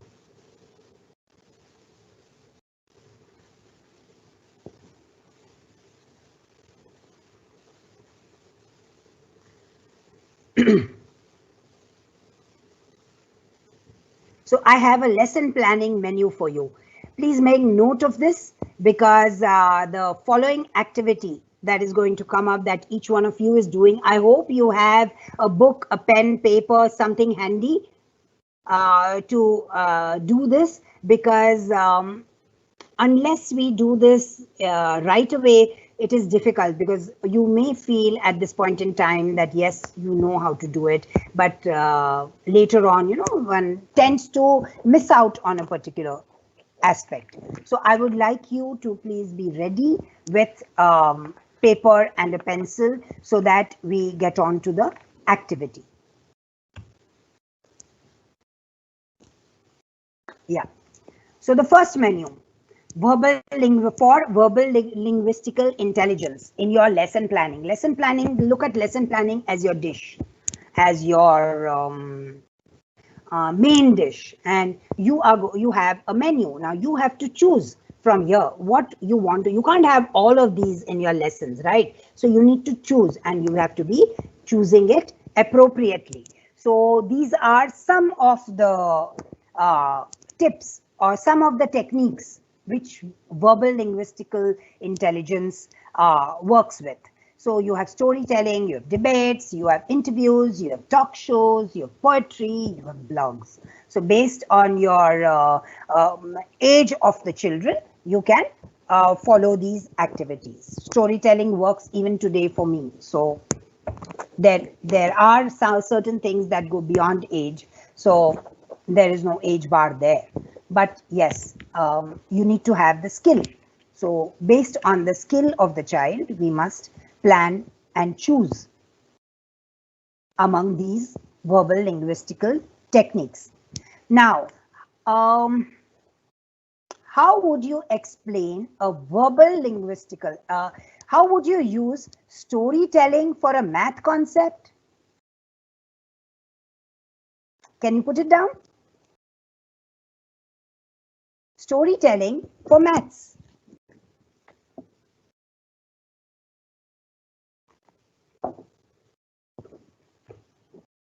Storytelling for maths. Yeah, my trainees, we've done this in class. I hope you recall. Storytelling in maths. How would you do this? And once you start thinking beyond the traditional format of a lesson, you will realize how interesting your lessons can be and how there is a story for everything that you know. Yeah. So an example, the example that I always share would be two cats and a monkey, and the butter that the cats are having, and the monkey wants it, and the monkey goes in and gets in action, and how he runs away with all the butter, and the cats don't get any. So the concept of heavy and light, the concept of weight, the concept of measurement comes across beautifully in this story. Right. Now let's look at math. Can you write an equation for parts of your face? What do you think? Can you do that? Write an equation for parts of your face? Think about it. Eyes plus nose plus cheeks plus chin plus forehead plus hair plus ears plus eyebrows plus eyelashes plus chin plus cheeks. Yeah, all of these equal to a face. So isn't your body parts, won't they be a little exciting? And aren't you teaching addition? And aren't you teaching mathematical operations, the signs, plus, equal to?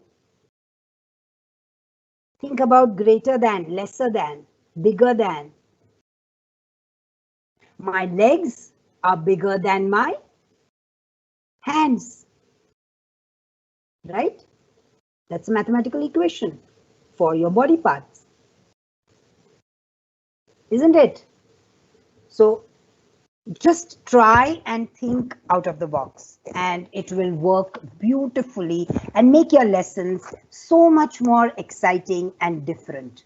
And children will go home and talk about it and concepts are understood so very easily. Visual-Spatial. Now this is something that we do pretty well. Our art and craft is in the early years definitely so. Our art and craft is very, very strong. Plus as children grow older, maps, charts, graphs, and then things get uninteresting because graphs become linear. Graphs then making that graph on that graph paper then becomes a little tedious. So then graphs are a chore. Nobody enjoys them anymore on a general scale I'm talking about. So yeah, so I hope you can see my presentation. Yes, ma'am. Yeah, great. So slide, video, creating videos, creating photo albums. Instead of when we begin this chapter on myself, even if the child is say 4 years old in your class, he does have 4 years to look back on, right? So creating a photo album of myself and then growth, changes that take place in growth come up so beautifully. A board or a card game, where movement, handling, laying out cards, laying out a board game, you can do that. Plus painting, sketching, sculpting, clay modeling is big. So this requires our the alphabets. When we teach alphabets, don't we do Play-Doh as a teaching technique? So similar, right?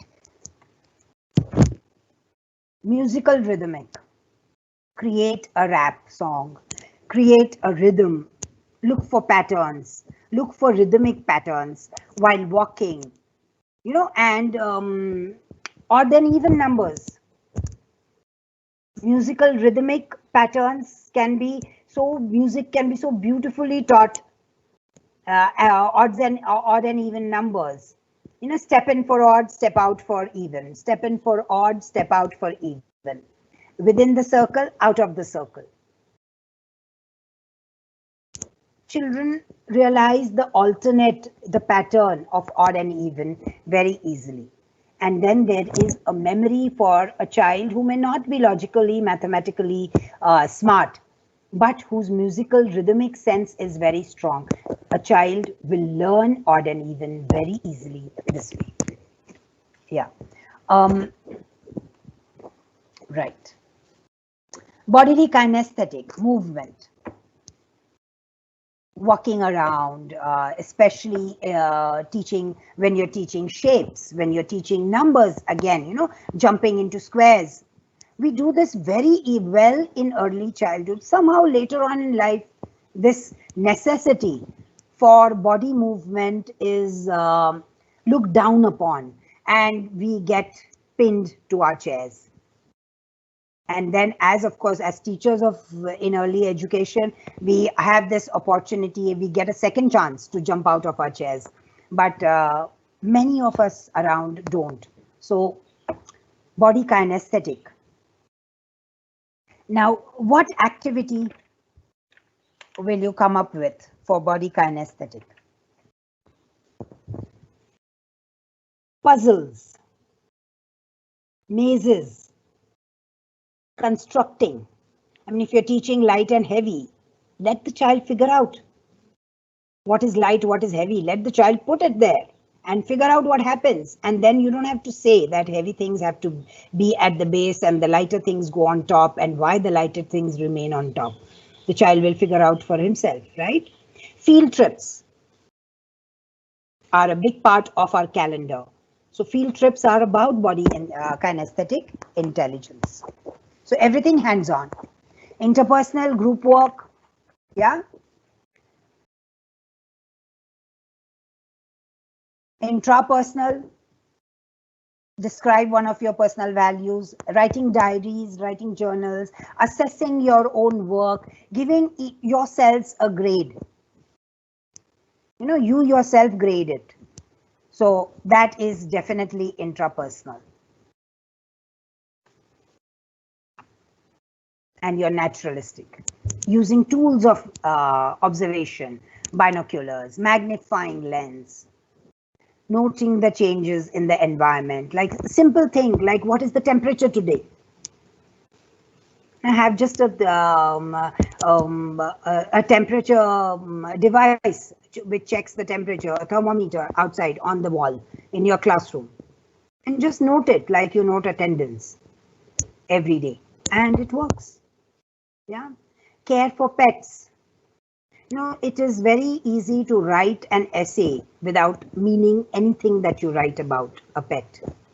I have had personal experiences when I was teaching children about how caring for pets is something that many children don't identify with, and therefore need a channel for this. And caring for pets, you know, hearing stories from others is reassuring, and then maybe I can begin my journey about caring for pets, because I look around, I learn by association, and I can begin this journey, right?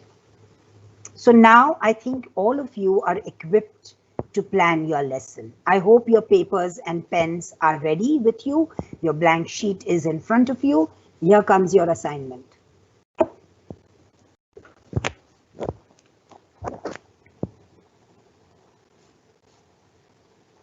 I will be giving you what is the time?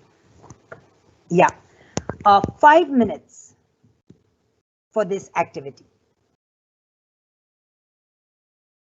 You can choose any one shape and plan for it, teaching it in 8 ways. All 8 ways need to be incorporated in your plan.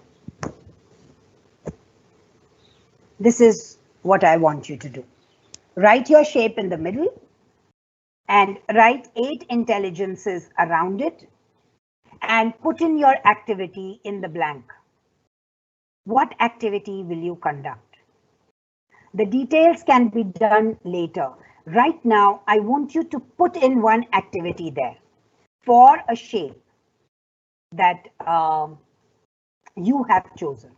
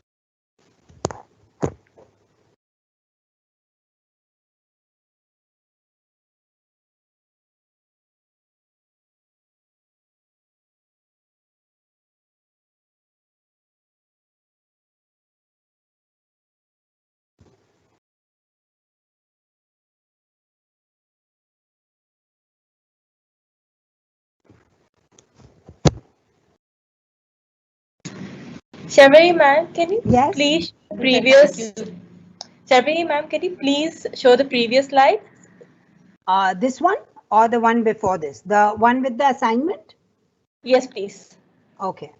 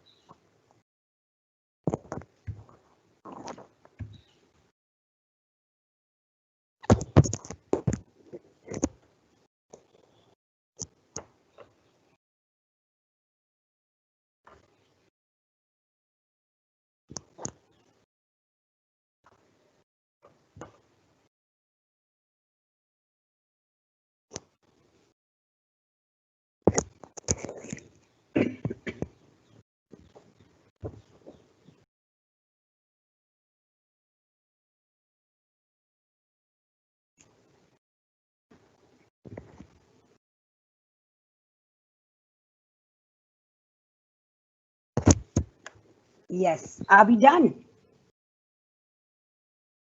Do you have a lesson plan that has incorporated all the 8 intelligences, activities for all 8 intelligences?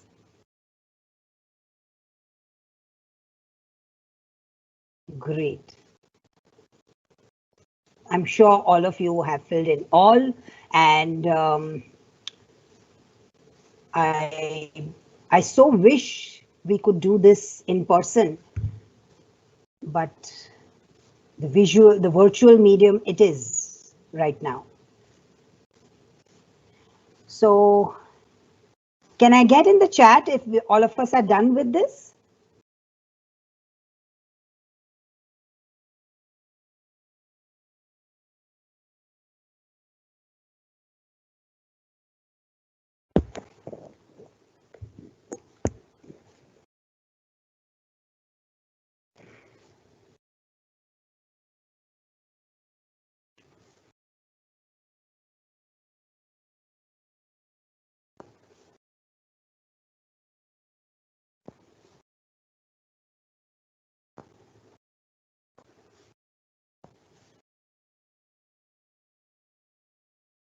Okay, can we move on, please? Vinita ma'am, is it okay to move on? Have the part, because I'm seeing a lag, so I will require an input from you. Yes, Sharvari ma'am. Batul ma'am, we can move on? Sure, ma'am, no problem. If you want, you can just wait 1 more minute for everyone to Okay. answer. Yeah.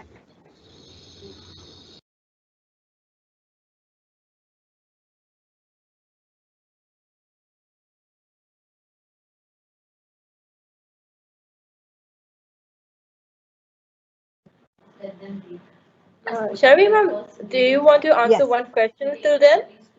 Yes, why not? Someone's asking, could you give an example for intrapersonal? For shapes? For intrapersonal. Yes. Okay. Intrapersonal, like I said, is an intelligence that allows you to look within, and this is an intelligence that, if the topic is shapes, yeah, this is something that I will, as a child, I would look for a shape that is around me, and which I have identified by myself. I have, when the shape does not exist, for example, if I look at a cloud, okay, clouds have shapes. Clouds don't have shapes. I see a shape, you don't, right? So if I'm able to identify shapes by myself through my observation, and through applying all the other intelligences, and come up, what, I think that cloud is circular, this cloud is round, this cloud is like a circle. No, it is not. Now it's changing. It's no more like a circle. I am able to see. If I see a tree and I look at it and say this tree is conical. So naturalistic, yes, when I get an object, and intrapersonal is when I deeply think about something and see something that maybe others have not. Intrapersonal is an intelligence that takes some time to develop, because it all depends on my experiences. So as I grow older, my experiences become more, and then I have a bank of experiences to fall back on, to reflect, and then come up with something. So in very young children, intrapersonal is very often closely blended with naturalistic or with a visual one. Yeah, I hope I have answered that query. But yes, you could find a child genius who already is on that intrapersonal intelligence.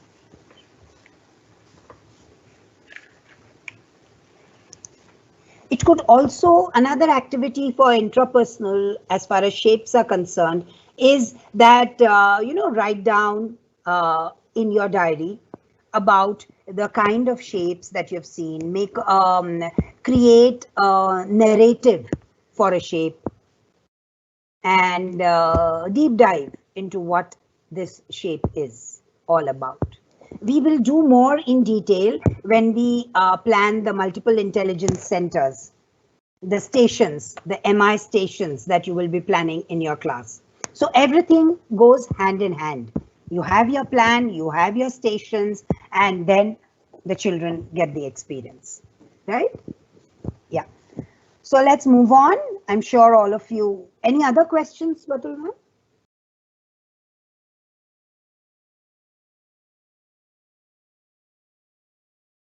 Right. So I can move on. Now I give you another example of a multiple intelligence week on international awareness. This was an example I came across when I was reading up about multiple intelligences, and it has remained with me ever since. And it's a beautiful presentation of this theory at work. Now, when we talk about multiple intelligence stations or setting up centers, all of you are familiar with learning centers, right? So this is similar to that. In fact, very, very similar to learning centers in the classroom, because that entire learning styles and learning centers is based on multiple intelligence theory. Right? So we can begin with a 30-minute experience of this multiple intelligence stations during the week, once a week. Yeah, you could begin with that. Once children are used to sitting at one place for 30 minutes, experiencing it, or if depending on the activities you have at your stations, whether they are going from one center to another, whether they are doing 3 centers in a day, whether they're doing 4 centers in a day, based on that, your time limit will be decided. So 30 minutes every week, then you make it about 20 minutes per day. Just 20 minutes of your time, of your timetable, of your day can be devoted to this experience.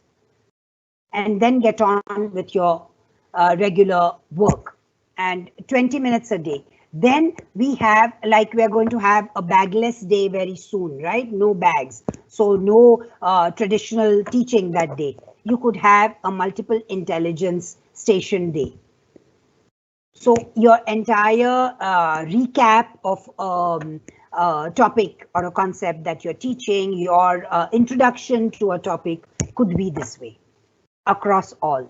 And finally, what I'm discussing, planning to share with you right now is 1 week across all classes, across all standards in the entire school is what is possible.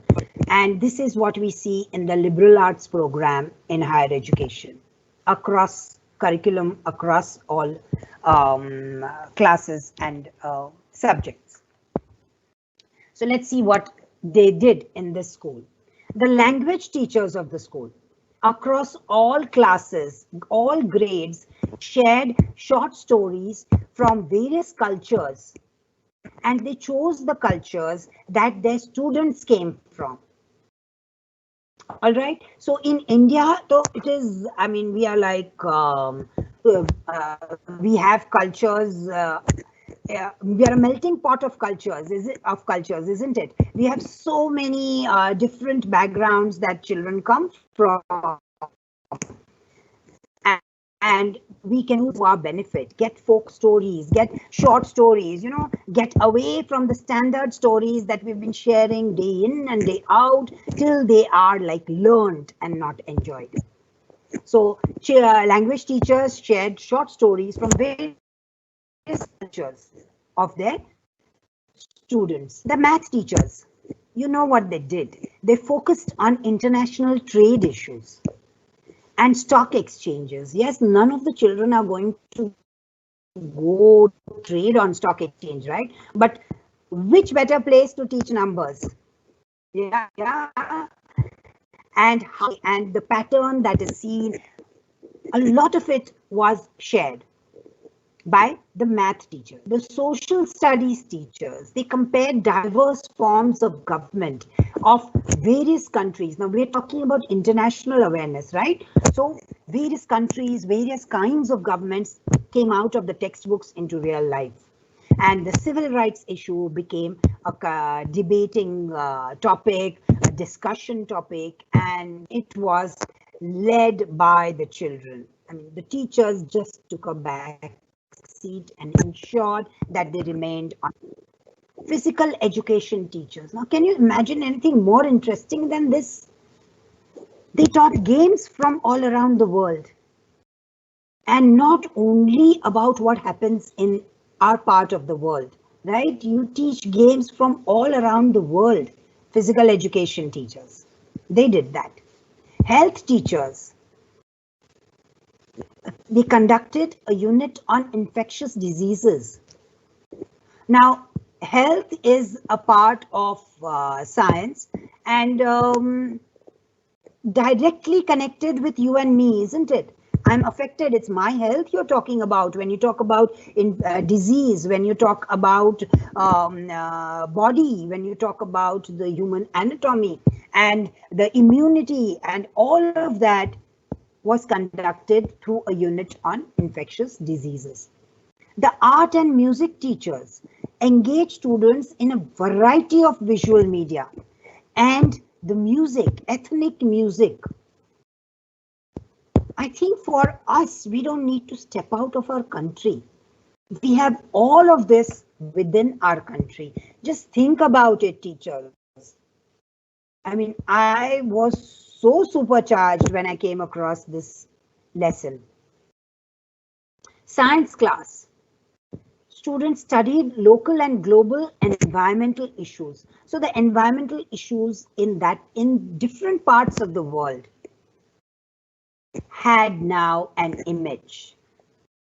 And I, as a child or as a student, was now researching and presenting the part of the world that I was being told to, that I was contributing in this International Awareness Week.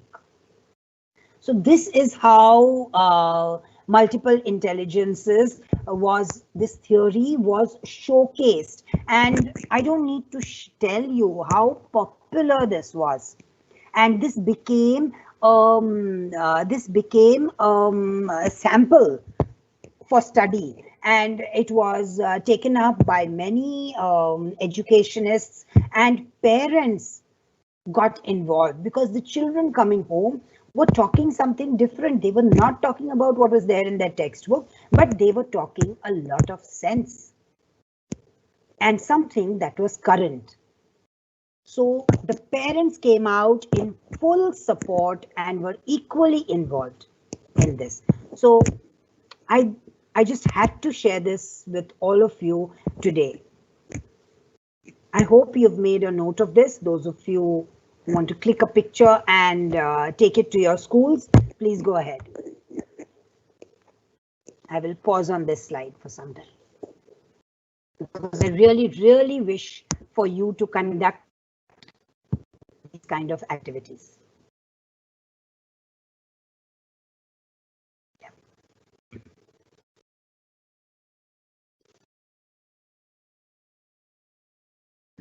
Right.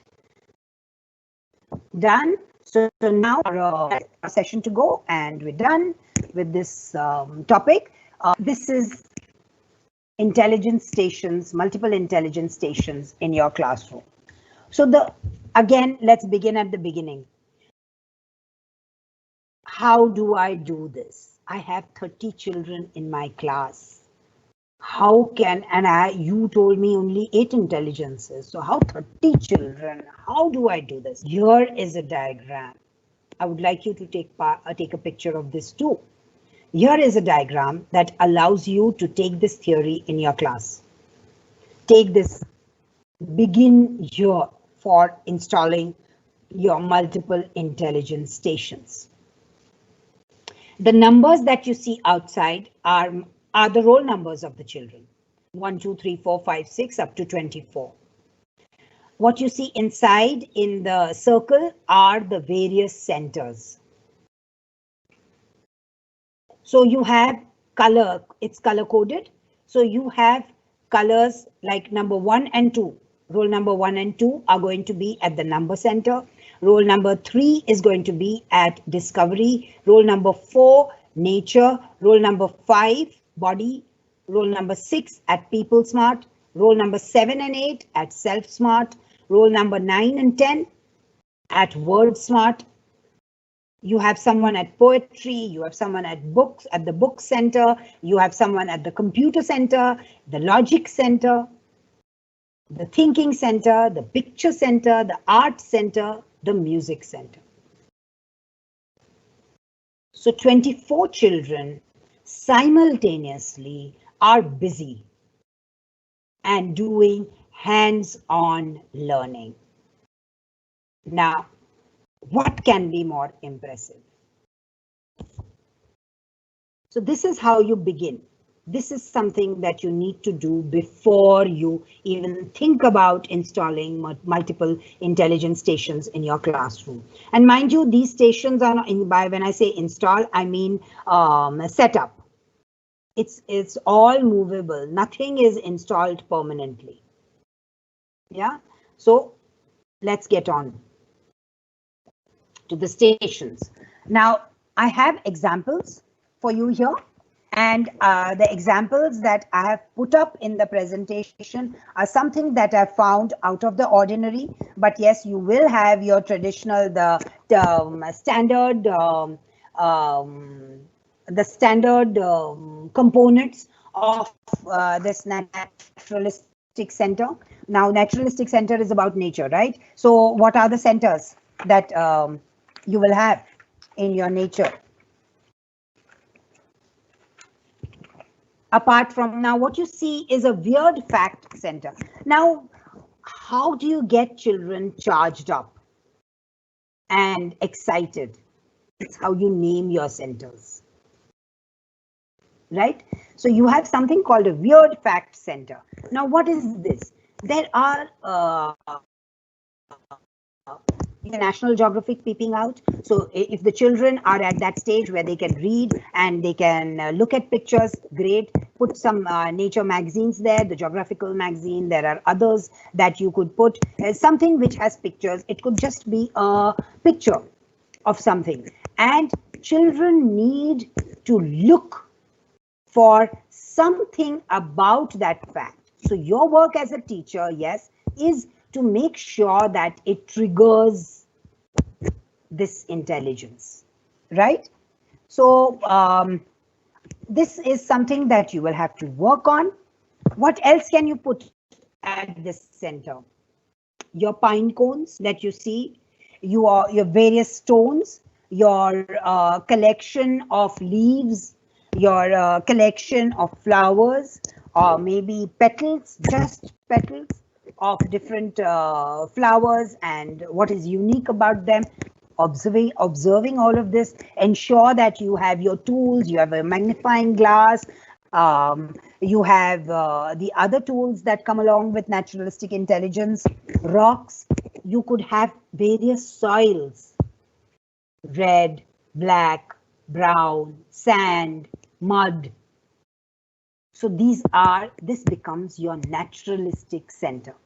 So children will touch, feel all of this. Yeah. So from the sandpit inside your classroom. Okay. So this is your first multiple station, intelligence station. Your second intelligence station is your intrapersonal. Remember, there was a question about this. So you keep some object there which the child writes about. Now, like I said, this is an intelligence that gets blended with other intelligence in the early years. But as children grow, this intelligence becomes its own entity.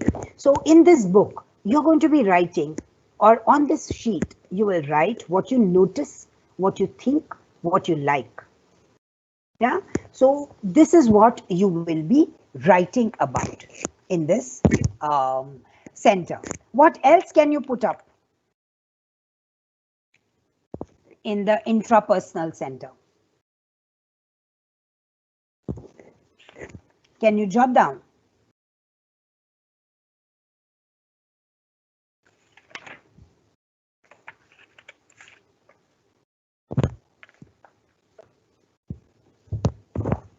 What would be the characteristic of this center? This is going to be a quiet center. So remember where you place it in your class. This is going to be a quiet center. This is a time where the child will reflect and observe and quietly look at things. So it is a quiet center. So your pretend play.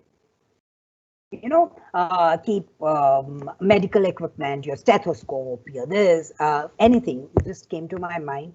I'm sure you'll plan it better. So have pretend play, maybe a dupatta that is kept there, maybe glasses, as in spectacles, specs can be kept there. And what do they do? I mean, children are not allowed to handle specs at home, right? They will break. So here is an opportunity for the child to handle specs. What do they do? So the child will reflect and write about it. So picture books, all of these you can put here.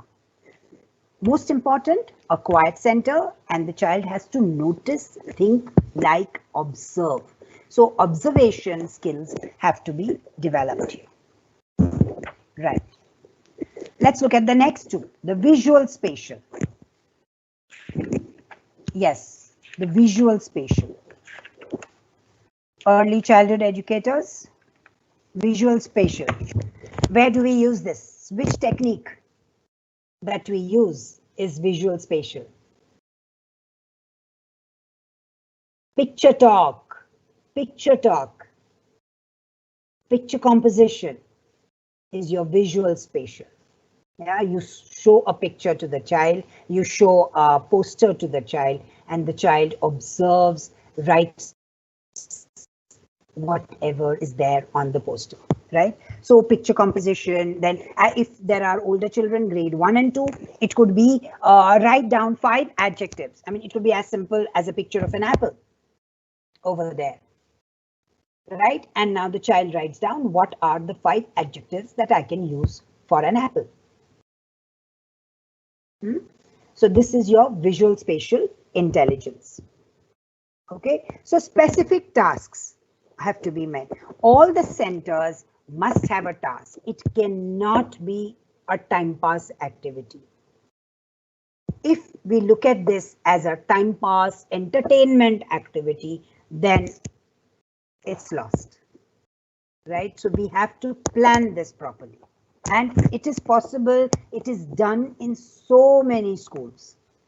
Yeah, so it is possible. Interpersonal. Communicating with others. How many of us communicate by writing letters these days? Over, right? So, okay, fine, we move with times. How do you type out a message? WhatsApp. You know, so give them these tools. The point is not the medium. The point is the written word. The point is the communication. That is what is exciting. And you can make the centers exciting by just keeping a phone there. And children type it out, keep a laptop, keep keep a tab there. And trust me, children 4 years old also know how to very carefully use a tab. Yeah, so this is one center where communication will be the priority. Right, moving on. Yes, verbal and logical mathematical, the traditional intelligences. So here I have for you a pot of letters and a spoon. So you have these letter tiles, put them in a pot, keep a spoon, a nice broad big spoon, deep spoon. The child has to scoop out the letters, whatever letters come out, see how many words you can make out of it. Depending on the developmental level of the child, this can be done. So this is your stir the stew, it is called. So these are letters, the letter stew, the letter soup. You have, what are the other activities that you can use? Poetry center, reading, writing, poetry. Looking at pictures that have poetry, that are a part of the poetry, having your own library. The library is a place where, you know, children are taken to. Bring that thing in your class as a routine, and then the children will enjoy their visits to the library much more. Yeah, the mathematical center. Again, this is something out of the box that I wanted to share with you. This is called a museum center. So mathematical activities are plenty, you know, any kind of counting games. I don't need to tell you those.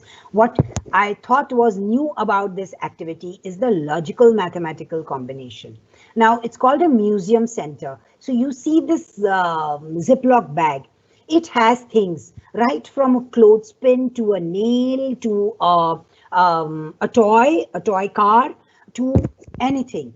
And children, depending on their level, have to pick out any or one by one pick out each item and talk about or write about where do you think you use, or you could have a matching over one-to-one matching. Pick out a clothespin. Maybe you have another picture of a clothesline and you could do that. Maybe you could have an alternative use of a creatively alternative use of a clothespin and put a picture of that there. So let's see where the child is matching it. If the child is before the writing stage, but once they are in the writing stage, they love doing this. Children who are older, you can talk to them about how do you think 50 years down the line, if a pin is found under a mound of soil, what do you think will its use be thought of? 50 years, 100 years down the line, when probably the clothespin becomes extinct, how would you, if you find it, what would you do? Take an oldish vehicle, maybe the basic wheel model, and say, this is what we found. So what did we do about it? We went back to studying what its use was and how it has changed to today. So logically, the whole process of change and of development comes across. So one small thing can trigger this thought process. And this is what will make these children stand out later on when they move out of your school. Musical. So this is one place where I think headphones would be a good idea, because otherwise it's going to disturb everyone else. So you could have, depending on, these days headphones are not a big deal. You can borrow them and ensure that there is cooperation among the sections also. So all sections don't have the MI station day on the same day. So you can share your equipment, ensure that there are headsets, make children listen to music. So auditory learners, remember, you have to reach out to those, and we have to kindle that auditory learning in children who don't seem to really display it. So tables, take tables, mathematical tables. Just recite, somebody reciting tables, and children are just listening in. And then after they finish listening in, they solve questions based on it. So what you have heard is what you answer. So this makes music come into a learning pattern, and children are now using music beyond singing and playing an instrument. Of course, playing an instrument and all of that can be at the music center. Kinesthetic. Now, kinesthetic is about tactile movement, right? So you see there board with all the alphabets. Now, these are very commonly available. Now, instead of just putting it like a block, put it under a paper and just use a crayon.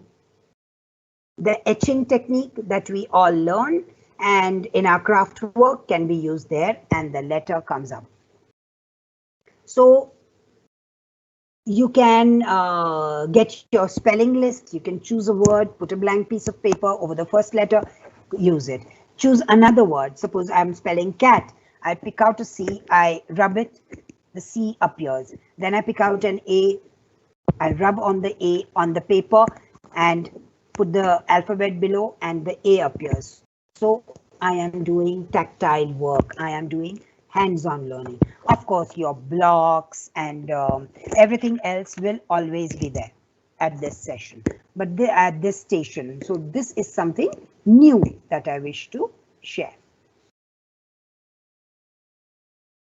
Yes. Finally, at the I won't say at the end, but the base of multiple intelligence is about using a person's strength to make it a learning channel. Yeah, it is about finding out the strength of children. So there are plenty of online multiple intelligence testings available. Choose wisely, understand, know your children, and then your journey begins. And the strength-based approach is a paradigm shift. You're no longer, if you look back on your school days, it was always your weakness that was the focus. What you did well was presumed. What you did not do well was focused upon. And which is fine, which is fair, because all of us need to improve. But how do we improve? Instead of making it traumatic by doing, if I'm not mathematically intelligent, there's no point in me doing the same thing again and again, isn't it?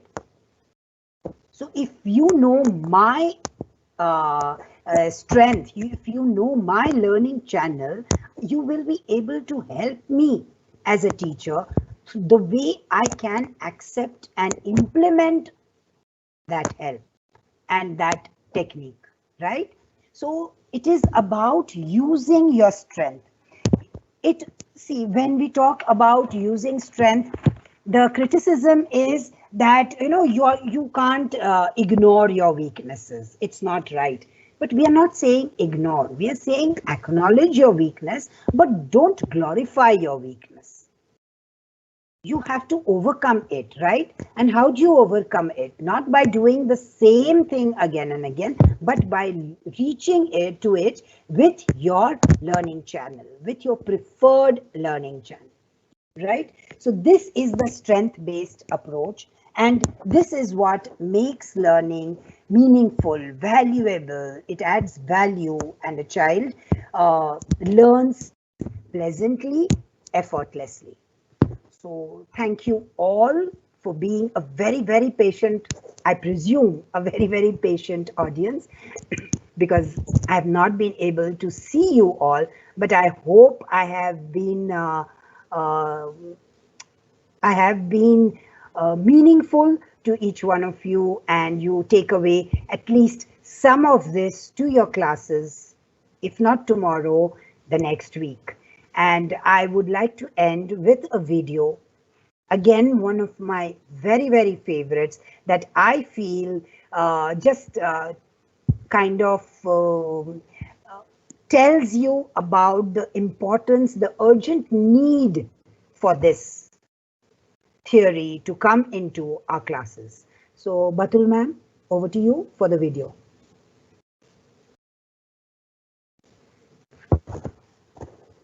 Batul ma'am? Yes, ma'am. Over to you for the video. Yes. Yeah, thank you.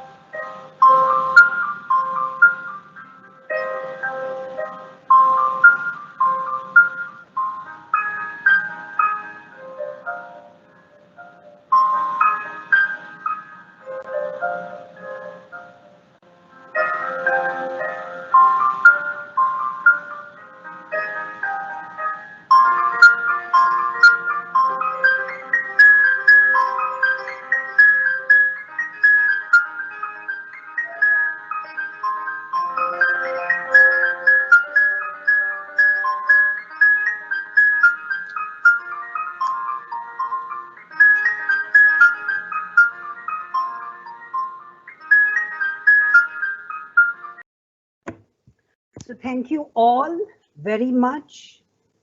I so wish I could be with you all in person, but then the flip side is that we have many people out of Pune and at various locations in Pune attending today. So thank you very much for being there. And any questions, if anybody has? Yes, ma'am. There are some questions. Yes, I would love to answer. Yes. So question one is, can you show, I know you've covered it, but can you please repeat the activities for interpersonal intelligence?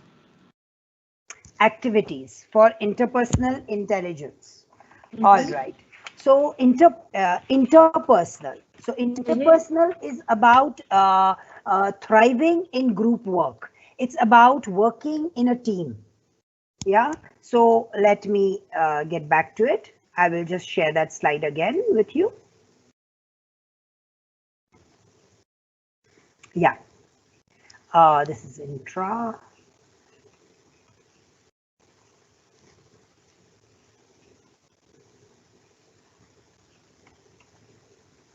Just give me a minute and I'll show you that slide.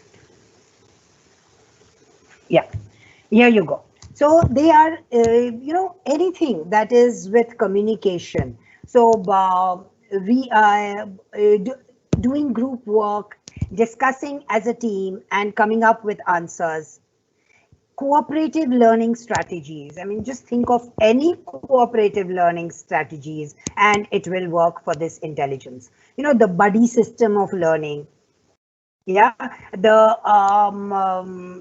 pairing, the think, pair, share technique that we use, that 2 or 4 children or 3 children together sit and discuss amongst themselves a particular point, and after 5 minutes come up and talk about it, and each child gets an opportunity to communicate.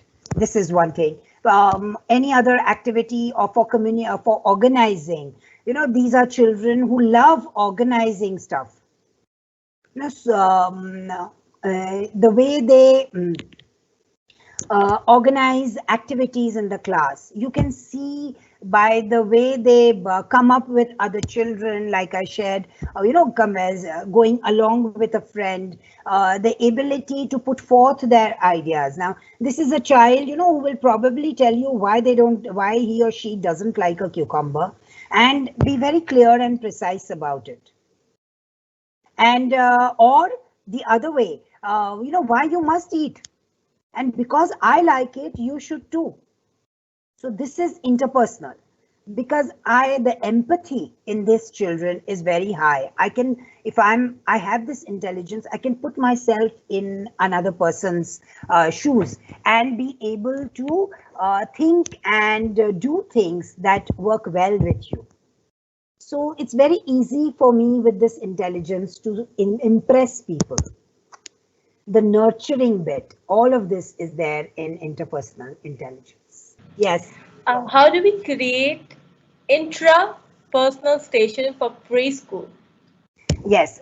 So like I said, you could always do not expect much from this station, for the simple reason that, like I told you, this is an intelligence that takes time to develop, and it is about the ability to look within. So at the preschool level, at the in the early years, the child is at the egocentric stage of cognition, if all of you know. So this stage is automatically centered around I, me, myself. Right? So as it is, the child is in that impression that if it works for me, it works for others. So therefore, for this child, then it becomes a little difficult to set up a station. But if you wish to set up a station for this, of course you can, for the simple reason that give this child a goal, like maybe put up a timer at this. So in 2 minutes, you need to go from this place to that place. As a puzzle, as a maze, as an activity that in this time you need to finish this. So this becomes intrapersonal. So I am thinking about my skill set, my work. So a simple thing like putting beads from one box to the other, one bowl to the other. How many can I do it in this particular time? So something like that. It is about, see, intrapersonal is an intelligence that helps you to set goals. All right. And of course, it is more about assessing your work. So this is something that is not really very clearly seen as per my knowledge in this age group. So setting goals, doing things in a particular time, enjoying what you're doing, knowing why you're doing it, is looking within. Yeah. Right. Sharmi ma'am, that's all the questions we have. Yes. So that's it. So thank you very much. And I hope I have been able to be of make some sense into this field of intelligence that we are all very quickly labeling and setting unnecessary stress standards. So let there be no stress anymore. Thank you.